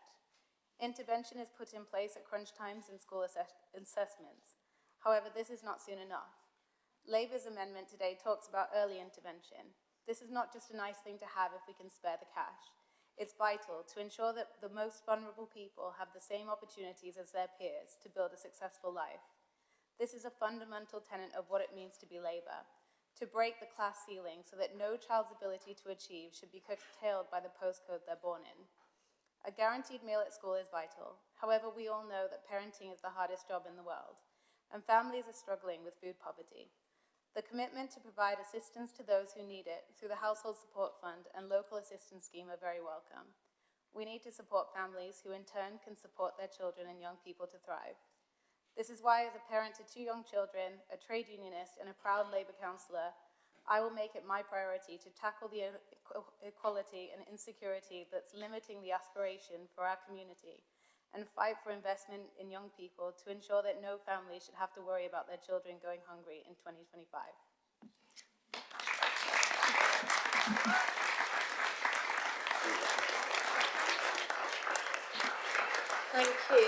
Thank you, Councillor Drazic, and congratulations on your maiden speech. Councillor Curtis Crossland. Thank you, Lord Mayor, and congratulations on your maiden speech. I wish I spoke with such confidence on my maiden speech. I agree with a lot of what is actually said in Labour's budget amendment, because we councillors are here for one reason, really, and that's to destroy barriers obstructing our residents. We on this side of the chamber, we believe in a society where it doesn't matter where you've been, it matters where you're going, where opportunity isn't reserved for a privileged few, but made available for everyone. You used to believe in that at one point. But I am proud of the Lib Dem budget amendment because we invest in libraries, because we understand that knowledge is power and no one should be locked out of learning. We fund mobility training for SEND children because every child deserves the confidence and independence to take on the world. We support young people, not in education or employment, because everyone deserves a pathway for a better future. I've previously spoken in this chamber about my struggles with mobility when I was younger due to my sight impairment. I went from relying on public transport, other way around. I went from relying on a minibus to get to school every day to surviving on public transport due to the mobility training I got. It gave me freedom and confidence, and most importantly, it gave me dignity. That is what investing in people does. But what do we see from Labour? We see more barriers. They cut winter fuel support for people who want to heat their own home. They hike national insurance, which stops small businesses from thriving. And today, they brag about cutting benefits like it's a good thing. The Labour Party have lost the very reason they were founded, and their councillors have no ideas on how to fix it. That's why I'm proud of this Lib Dem amendment. Instead of complacency from Labour, we focus on community to get our city back on track. Councillor Crosland. Councillor Ibby-Ella, you have up to 2 minutes. Thank you. Thank you, Lord Mayor. I'd like to start first by congratulating my wonderful colleague, Mia, for delivering an excellent speech, maiden speech. Lord Mayor, I'd like to also thank our officers and staff for the hard work throughout the year in preparing this budget. Their tremendous effort have brought us to this point. I'd like to also acknowledge all my cross-party colleagues for the valuable contribution and collaboration in setting a balanced budget.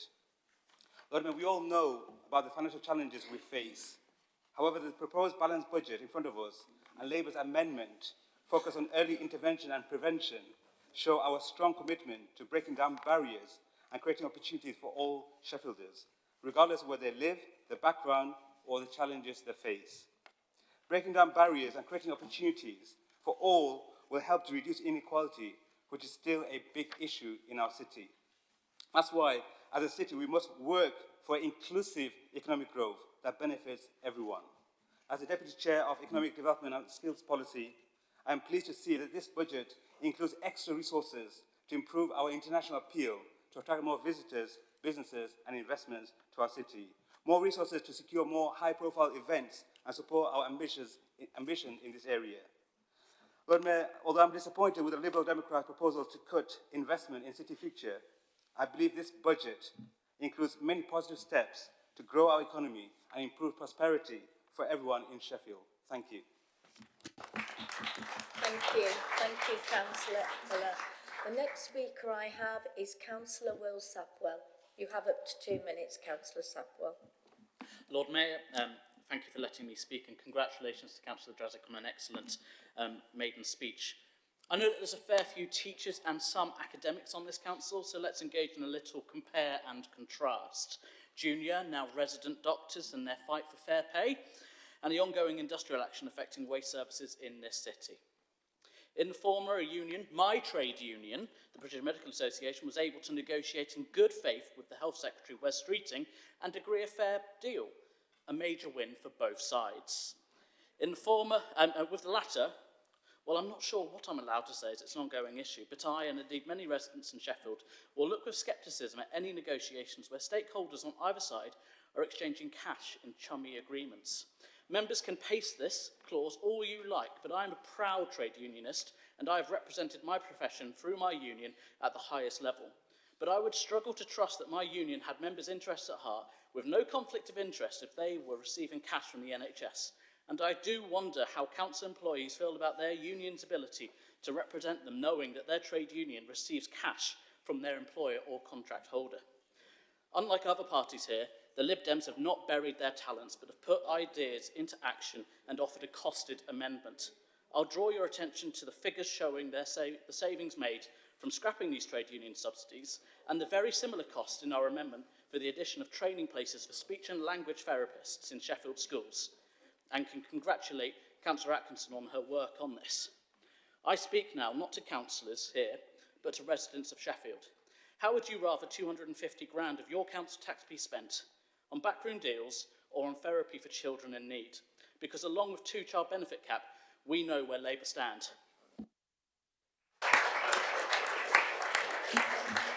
Thank you, Councillor Lord Mayor, Sapwell. sorry for interjecting, but I think a point of clarification.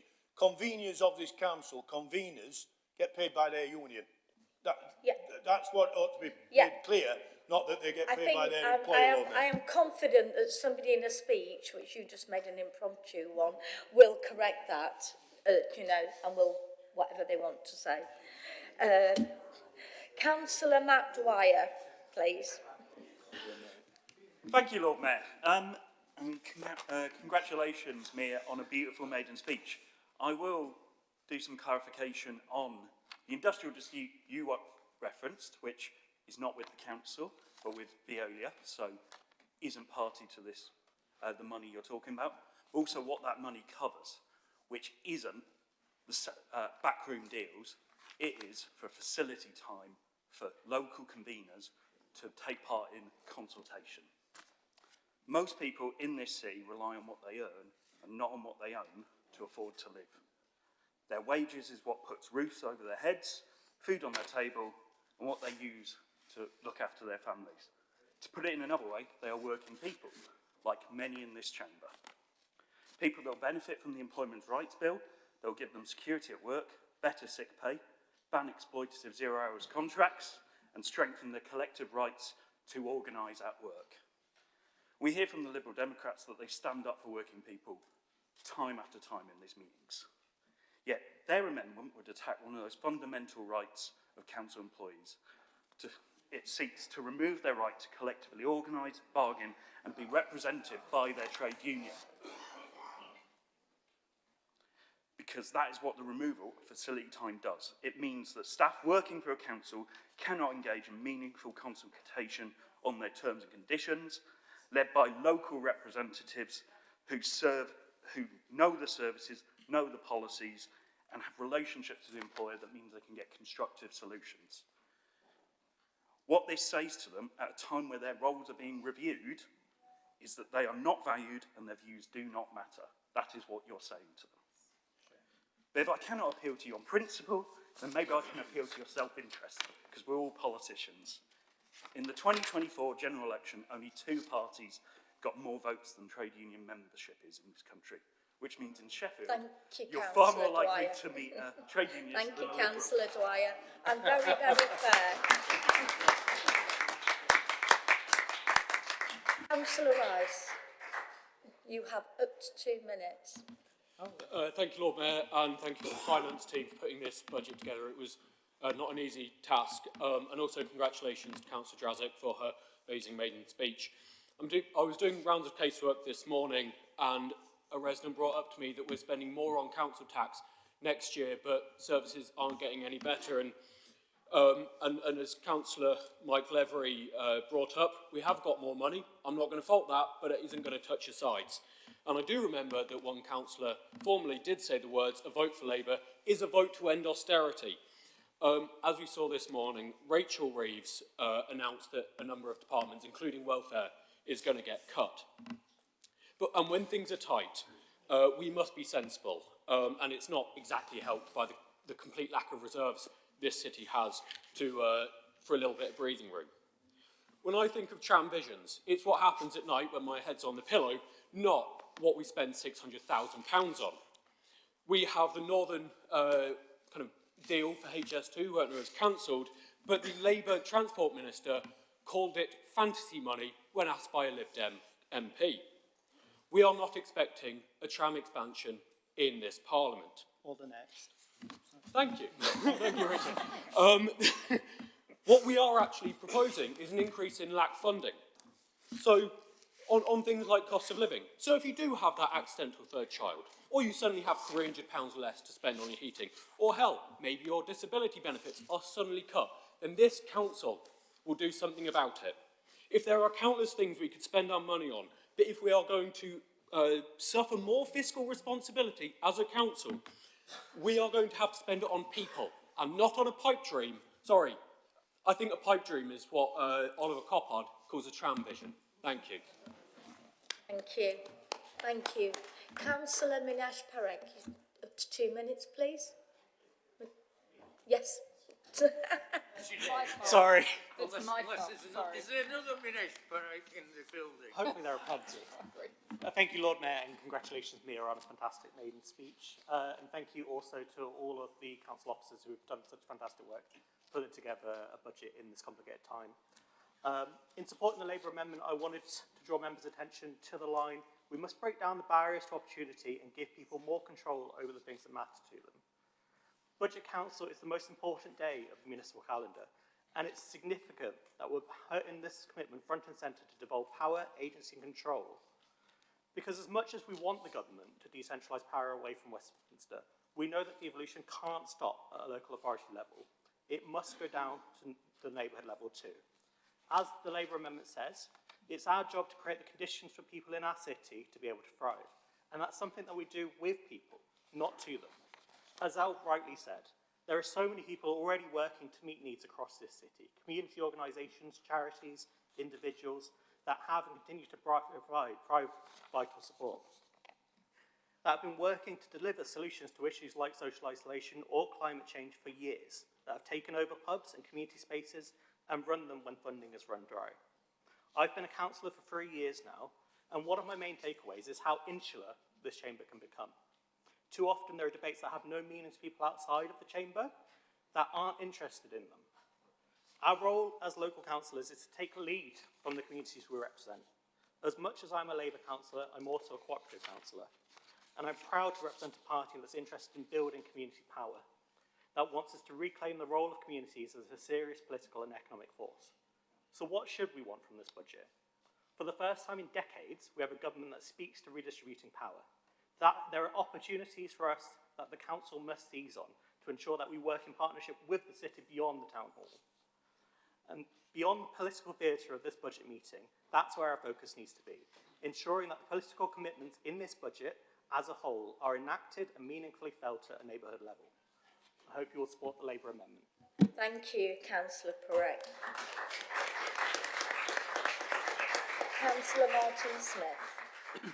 2 minutes, Martin, please. Thank you, Lord Mayor, and congratulations to Councillor Tragic on fantastic maiden speech.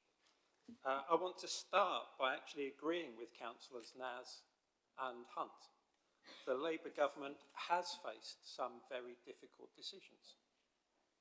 However, that's simply no excuse for the Chancellor making some really, really bad ones. Let's be clear, the Employers' National Insurance contribution is effectively a tax on jobs. And so for a Labour government to increase a tax on jobs is simply astonishing. It also disproportionately impacts small companies. More than 80% of the companies in Sheffield employ 10 people or fewer, precisely the kind of firms that are being hit by a truly mind-numbingly bad decision. I want to end on a positive. Recently in the ward that I represent, there's been a truly horrendous fly tipping incident. The current measures that the council are taking on fly tipping simply are not working. So I want to commend to the council the measures, the fully funded measures that the Lib Dems have put forward in what I believe is a very balanced and positive amendment. Thank you.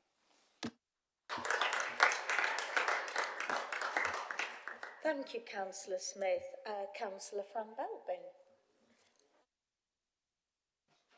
Thank you, Lord Mayor, and congratulations to Mia on an excellent maiden speech. This budget is not just the council budget, it's a budget for the whole of the city, and that city is Sheffield, by the way, not Westminster, because I think some people have forgotten that. We are not just investing in the services that this council runs, we're investing in how we get further external investment into the city to ensure that our city grows in ways that will benefit everybody through startups, through good quality jobs and through decent wages. We're investing in our voluntary and community sector to ensure that all parts of our city have access to the services and support they need from the people and the organisations that they trust. We're investing in joint working, breaking out of our silos to work across boundaries with a wide range of partners. That includes health, it includes businesses, our voluntary and community sector, our police, and it's investing in our citizens as well to carry out the prevention and early intervention work that Councillor Dale referred to. So the success of this budget isn't just about today's vote. It relies on constructive relationships and investment in our partners, on the co-production of strategies and delivery plans, and ensuring that all relevant parties, including those with lived experience of the issues that we're tackling, are involved in designing the solutions, the services, the neighbourhoods, and working together to create the kind of city that we want to live in. So it is quite frustrating when groups bring forward amendments that they haven't even discussed in committee with other councillors, never mind with the partner organisations and citizens affected by their proposals. It's quite frustrating when Councillor Levery quotes figures that are inaccurate on temporary accommodation and on the Rose Garden Cafe as well. And we should add that amongst our key partners are our trade unions who represent our staff members. And it's a bit ludicrous to thank staff on the one hand and then take away their representatives on the other. So I urge colleagues to support the budget and to support the Labour amendment.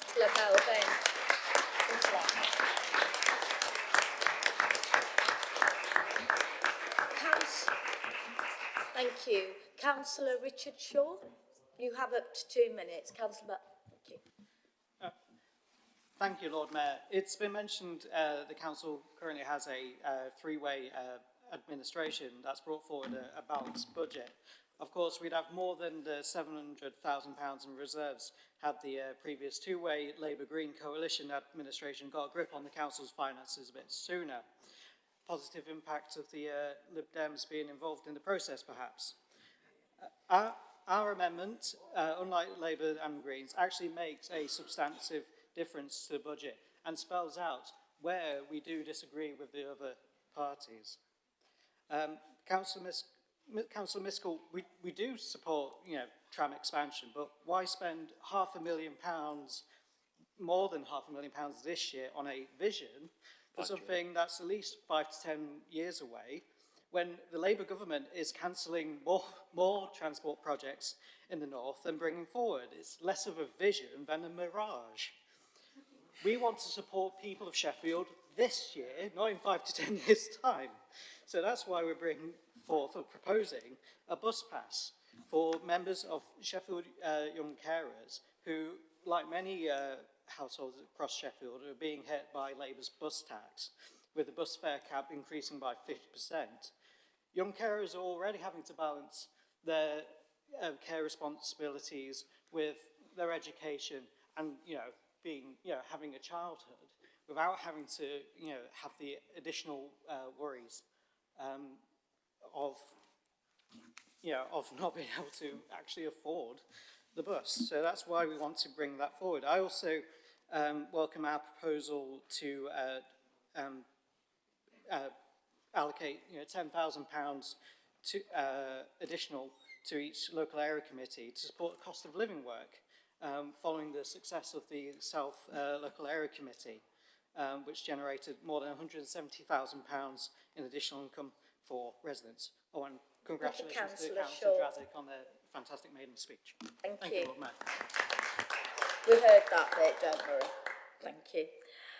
Could I call on Councillor Ruth Milsom? You have up to 2 minutes. Thank you, Councillor Milsom. Thank you very much, Lord Mayor, and congratulations to Councillor Drazik for her excellent maiden speech. Lord Mayor, those of us who inhabit the world of health in its broadest sense in our elected roles have for a very long time watched the NHS struggle with enacting the shift to prevention and early intervention that it knows is the only real route to better health and healthy life expectancy. We long to see a bold and radical shift of resources upstream. We sit on partnerships and plead for that. So let's put our money where our mouth is. We know that prevention is more desirable than cure, and we can absolutely do more as a council to drive that shift ourselves. So now that we know that a shift back to multi-year funding is on the horizon, that's something else, by the way, that members of all political colours have been clamouring for years. Let us commit together to making our own shift. Let's grasp the opportunity that's coming via the multi-year settlement to plan further ahead and make longer-term investments ourselves. Let's agree to prioritise in all our decision-making prevention of life-limiting barriers, creating health, creating opportunity. And for that reason, I commend the Labour amendment to this council. Thank you. Thank you, Councillor Milsom. Councillor Mohammed Maroof, you have up to 2 minutes. Thank you, Councillor Maroof. Thank you, Lord Mayor. I wasn't intending on speaking on this at all today, but I took a little bit of inspiration from Terry Fox, Councillor Fox there. And although we've got we cannot sugarcoat this actual budget, really. I've been sat here thinking, isn't this a utopian world? We're all sat here today thinking how wonderful this is and how wonderful it is that we've got a balanced budget. Thank you, we have. But it's not. We're not going to be voting for this because we actually feel that this is the right thing to do.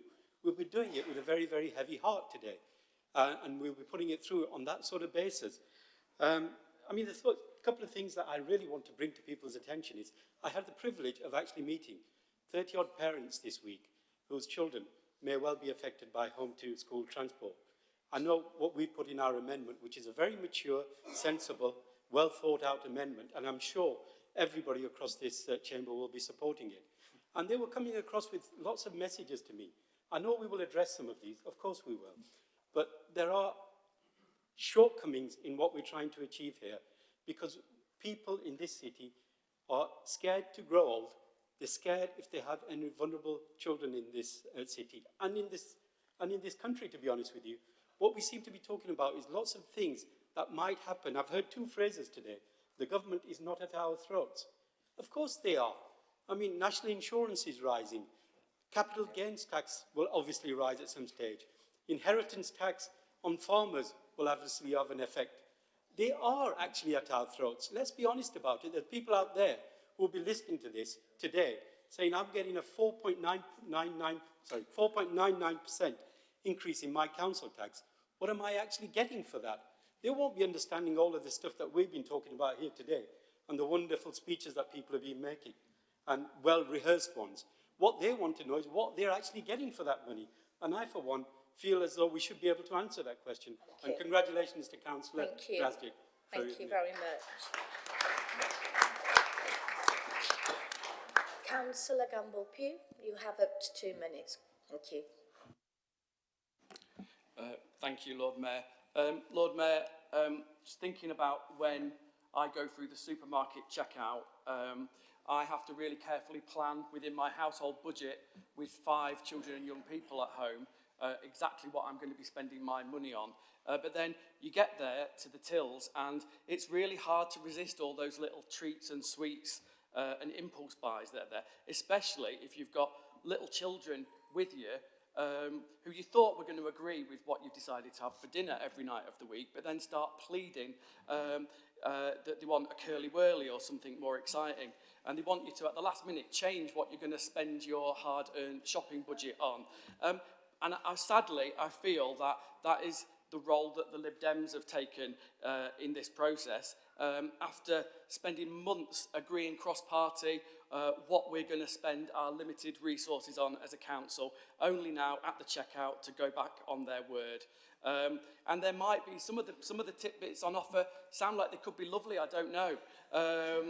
But I think that the integrity of people in this chamber is up for question. If you've been part of the administration, you've agreed something cross-party, and then at the last minute, you chuck something in on the morning rather than going through the cross-party process that we fought hard to adopt.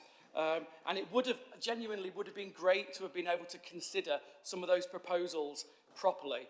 And also, it's sad that we've been lectured once again today by the Lib Dems about the challenges that we in Labour now face nationally in turning around the national finances. But as per usual, they take no ownership for the role that they played in installing the Tories in the first place and bringing in austerity 14 months ago. In fact, there was one word that stuck out from the Lib Dems amendment, and that was the word condemn. Condemn, condemns, Thank condemns. you, Councillor We know what the condemns did. Thank you, Councillor Gamble-Pugh. Lord Mayor, point of order, Councillor please. Point of order, please, Lord Mayor. I don't think Councillor Gamble-Pugh's misunderstanding of the budget process justifies him in questioning the integrity. No, I don't want to speak. I don't want to speak. Thank you. Fine, but you I don't think. Speak and correct that. Councillor Richard Williams. Thank you, Lord Mayor, and congratulations on your maiden speech. It's certainly better than mine. The elephant in the room regarding our amendment is the small amount regarding union subsidy. That has got nothing to do with being anti-union. I've been a member of the union myself. It's actually, there's a very, very good reason why we shouldn't be giving money to the union at this time. Looking at the annual report from the Certification Officer for Trade Union and Employers Association, there's some interesting statistics. This covers the latest report, which is the years 2023-24. At the start of that year, and these exclude assets, Unison had £105 million worth of funds available. At the end of the year, they had £269 million. They simply don't need our money. Our amendment tells you what we could do with it. I don't equate anti-knife crime with curly whirlies. I don't think the balance is quite right there. Please, Douglas, I'm looking at you because you're nearest. I didn't realise. Yeah, I've given you a reason why you can now support the Lib Dem amendment. And that goes for colleagues from the Labour side as well. The union, they're great, valuable part of society, but they don't need our money. Thank you. Thank you, Councillor Williams. Councillor Laura McLean. You have up to 2 minutes. Thank you. Thank you, Lord Mayor. I'd like to start by congratulating Councillor Drassic on an excellent maiden speech. It really is a privilege to be here today to pass this balanced budget, a budget that aims to prioritise the needs of the people of our city. As Councillor Drassic mentioned in her speech, this budget is committed to supporting vulnerable families through the Household Support Fund. I welcome the fact that in future our budget setting will be different due to multi-year settlements. As our amendment recognises, this allows us the opportunity to do things a little differently. Around a third of the children in our city live in poverty. That's 10 out of a class of 30. As we move forward, we need to prioritise services that focus on early help and intervention so that children in our city thrive and flourish and so that every child has the opportunity to have a future filled with hope and security. I call upon members across this chamber to support our amendment. Thank you, Lord Mayor. Thank you. Councillor Willis-Marshall, you have up to 2 minutes. Thank you, Lord Mayor, and can I offer my congratulations both for an excellent maiden speech and also to several Labour colleagues for seeking to diversify their careers into stand-up comedy, telling such knee-slappers that Labour on the side of young people, the elderly, people who need social care and public transport, all the while increasing the cap on bus fares, scrapping the winter fuel allowance, and voting to keep the two-child cap to benefits, which, by the way, the Tories wanted to implement into the 2010 to 2015 Parliament, and the Lib Dems blocked. And not to keep banging on about the coalition, but I think it bears reminding Labour colleagues that in the 2010 general election, Alistair Darling, the then Labour Chancellor, promised to cut deeper than Thatcher. And during the coalition years, in the 2010 Labour manifesto, they promised to make £1 billion of further cuts than what actually happened during the coalition. So I think it's time that Labour colleagues may be a bit honest about themselves and change the material. Because what happens when they keep doing this is not only do they lose wards that they've represented since 1968, coming third, not only behind myself, but also the Fascist Appreciation Society, sorry, I mean the former UK, and you get many people, such as myself, choosing to trade this membership card for this membership card.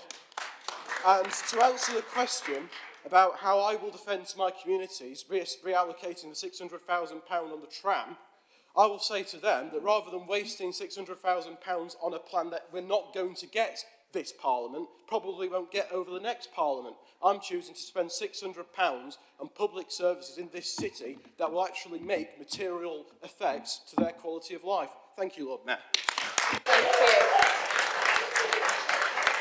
Councillor Mick Rooney.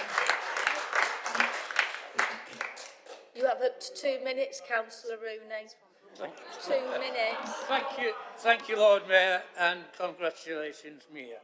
I first wanted to actually say thank you to Councillor Johnson and Councillor Mohammed for actually publicly saying and on camera that this council is not run by the Labour Party. It is in fact a three-way alliance, if you like.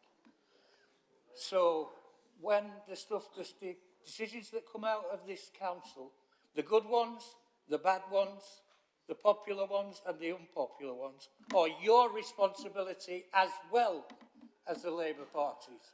So I'm very, very pleased that you've finally decided to admit that you've actually got some responsibility for what happens in this building. But the thing that really gets me is that open and honestness disappeared when you just dropped this amendment on the rest of us without giving us the chance to actually examine it or test whether it was what we could vote for. But again, the goodwill and transparency goes out the window when it comes round to electioneering, like Councillor Willis. Now, when he bombarded the people of Woodhouse with this election material, then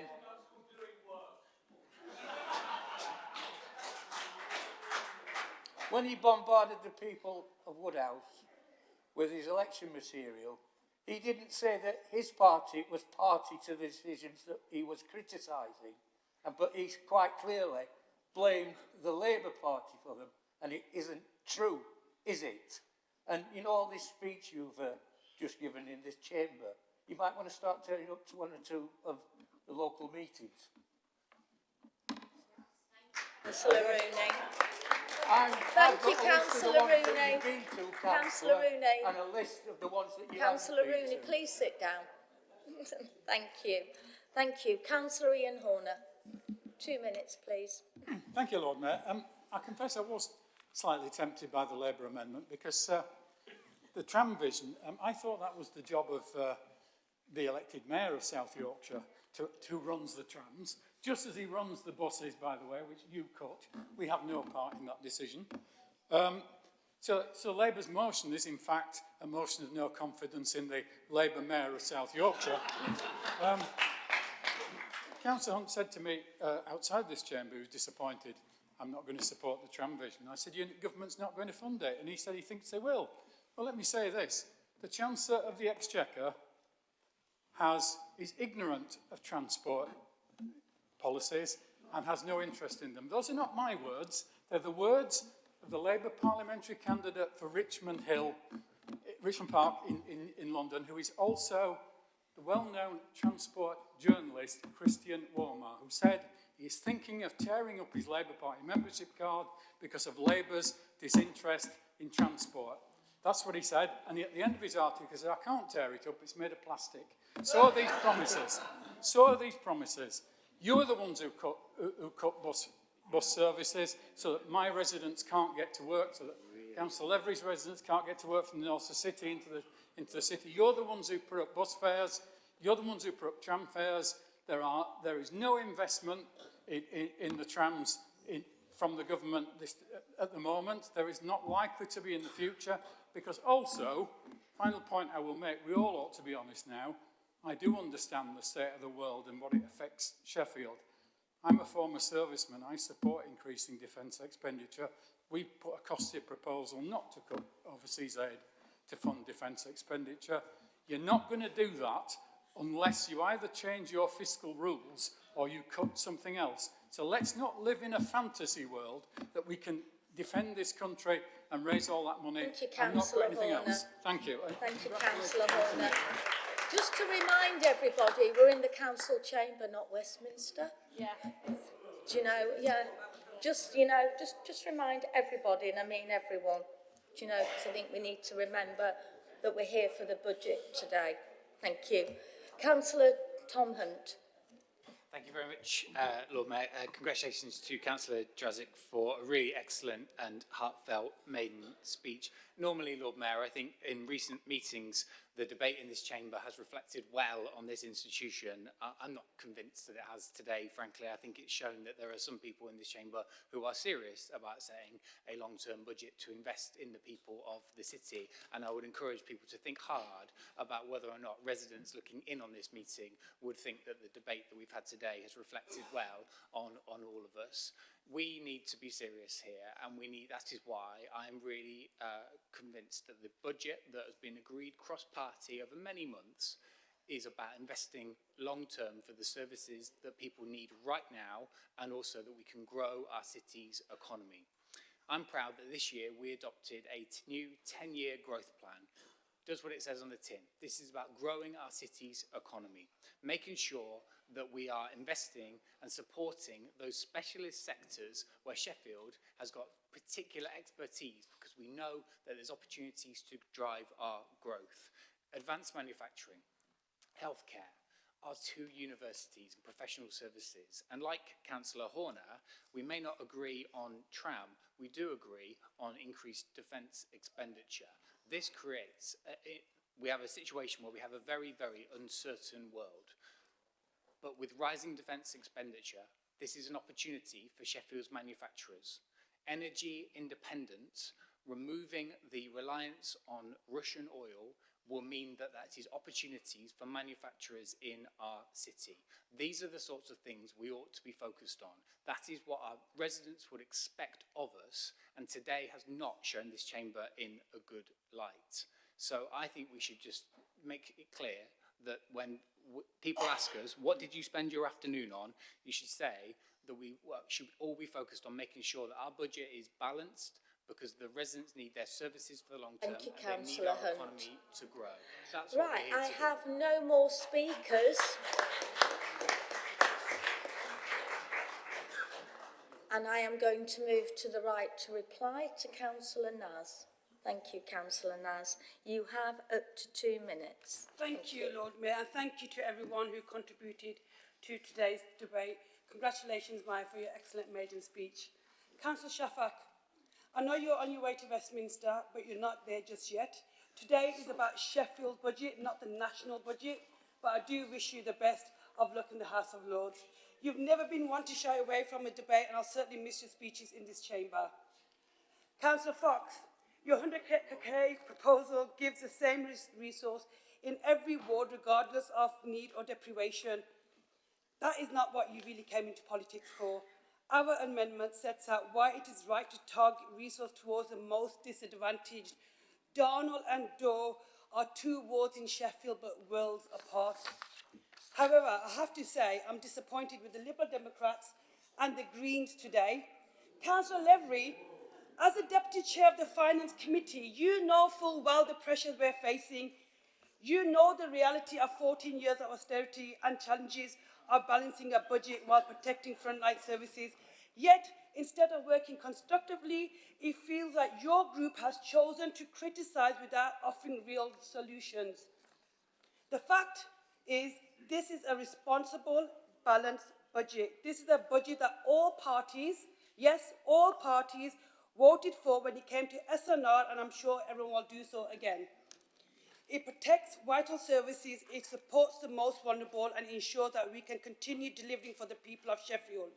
And crucially, for the first time in over a decade, we have a government that understands the importance of long-term financial planning.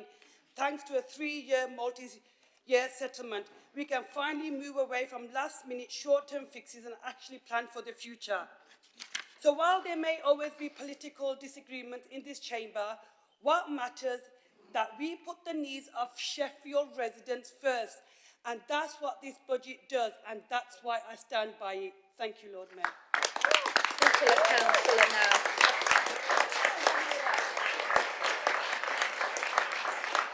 We shall now move to the votes. We have 5 votes to conduct. We have a motion with 4 amendments, each of which seeks to replace the original motion. The first vote will be on amendment number 1. If this amendment is carried, it will replace the original motion and become the substantive motion. If it does not pass, then the original motion stands. We will then vote on amendment number 2. If this amendment is carried, it will become the substantive motion. Votes will be held on amendments 3 and 4, and any of that carried will become the substantive motion. Finally, we will have a 5th vote on the substantive motion, which, if passed, will be approved, Revenue Budget and Capital Programme on 2025-2026. There will be no voting in parts. Thank goodness.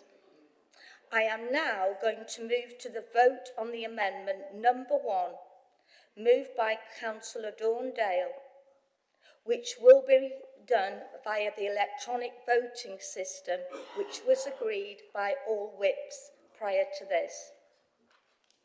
I'm going to ask you all to remain as quiet as you can while the votes are being cast. If you could please cast your vote. Thank you.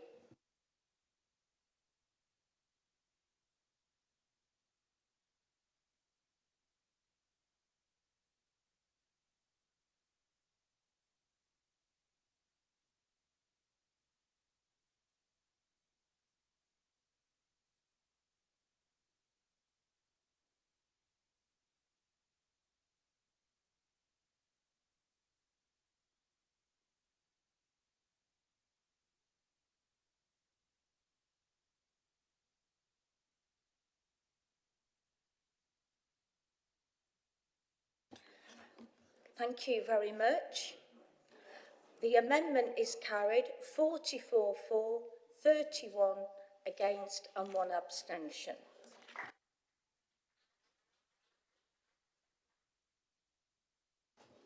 I am now going to move to the vote on amendment number 2, moved by Councillor Mike Levery, which will again be conducted with the electronic voting system.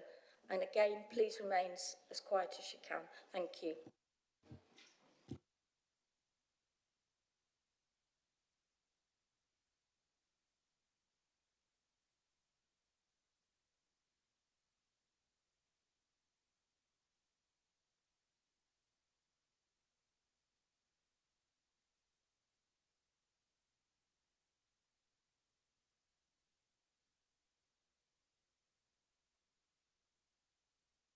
Just one vote missing.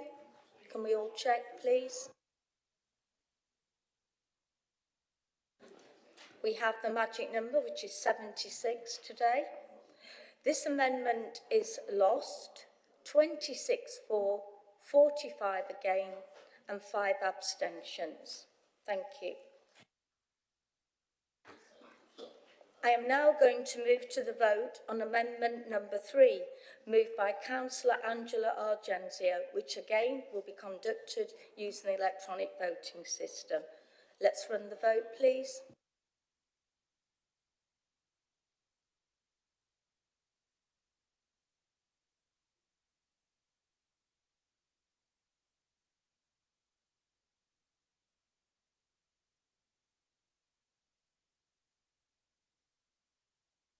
Thank you. Okay, that amendment is lost. 11 for, 64 against, 1 abstention. I'm now going to move to the vote on amendment number 4, moved by Councillor Terry Fox, which will be done using the electronic voting system. Can we run the vote, please?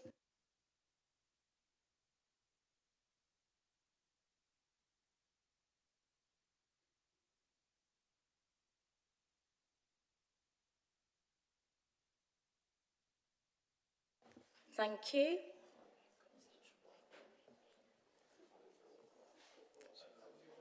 I do have the magic number of 76, but I want to make sure you've all pressed the right button. One still to cast. Is that me?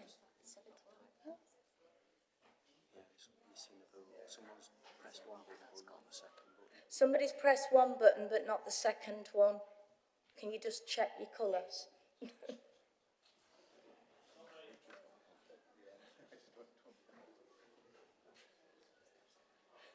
I've got a question mark on one vote.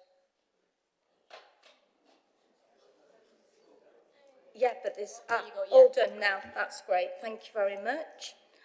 That amendment is lost. 4 for, 44 against, 28 abstentions. I am now going to move to the vote on the substantive motion, which will be recorded using the electronic voting system. Could you please run the vote? Thank you.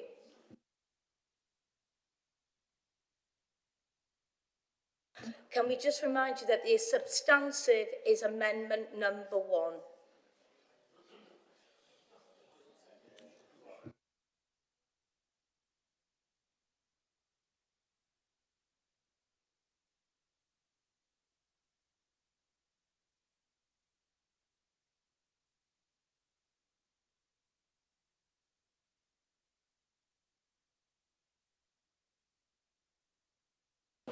Thank you.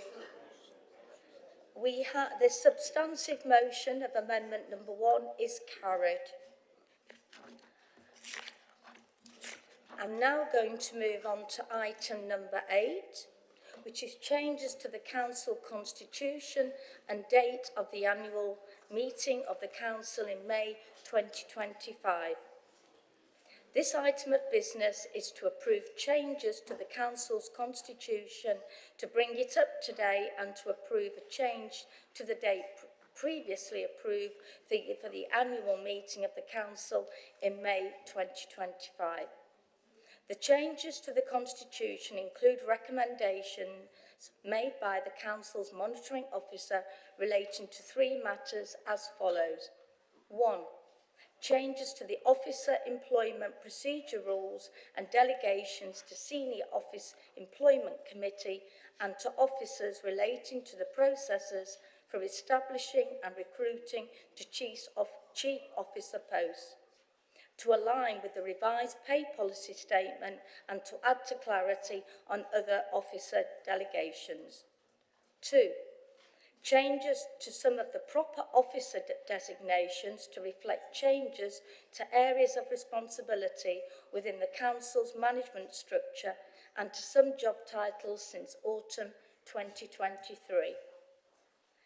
3. Changes to the Council procedure rules relating to changes to the time, date or venue for the annual meetings and the ordinary meetings of the Council.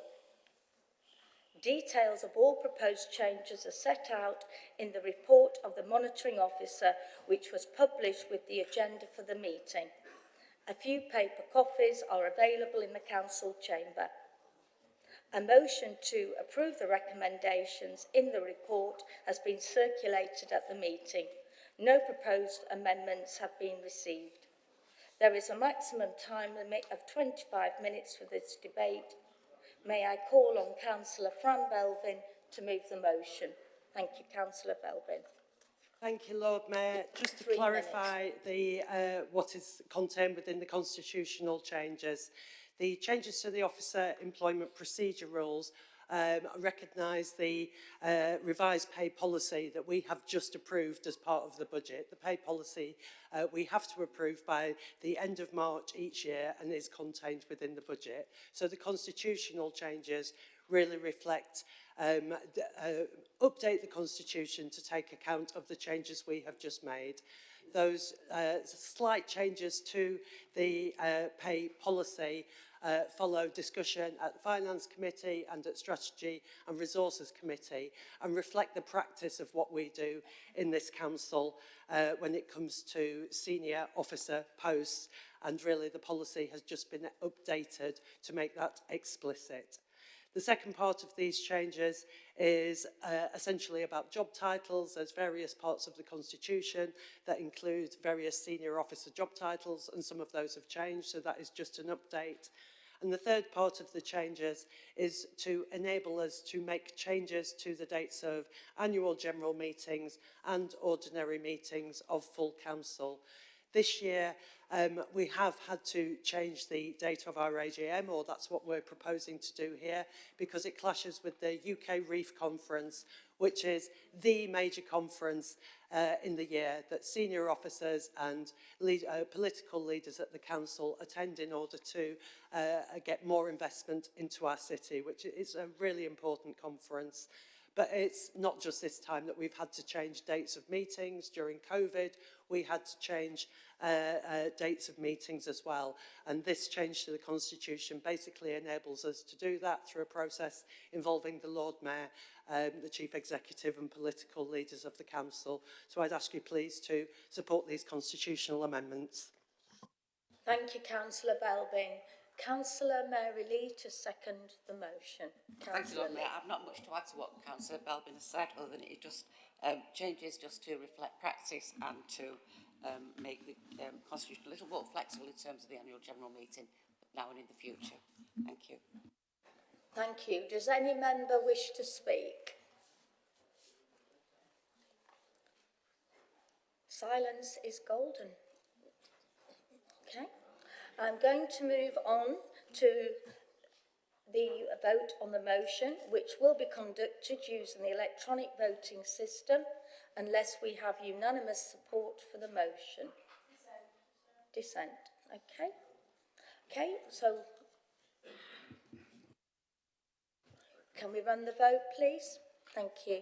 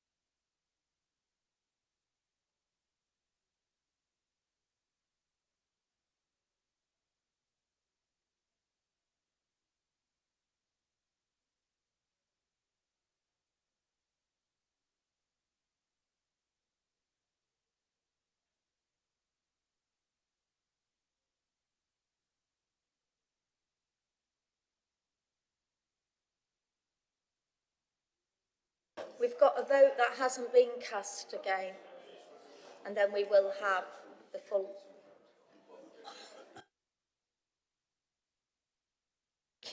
Thank you, Councillor Turpin. It's because you've got your sunglasses on. It's blinded you. Thank you. Thank you. The motion is carried. 69 for, 4 against, 1 abstention. Item number 9, memberships of council bodies, representatives to serve on other bodies and related issues. There are no changes needed to be approved.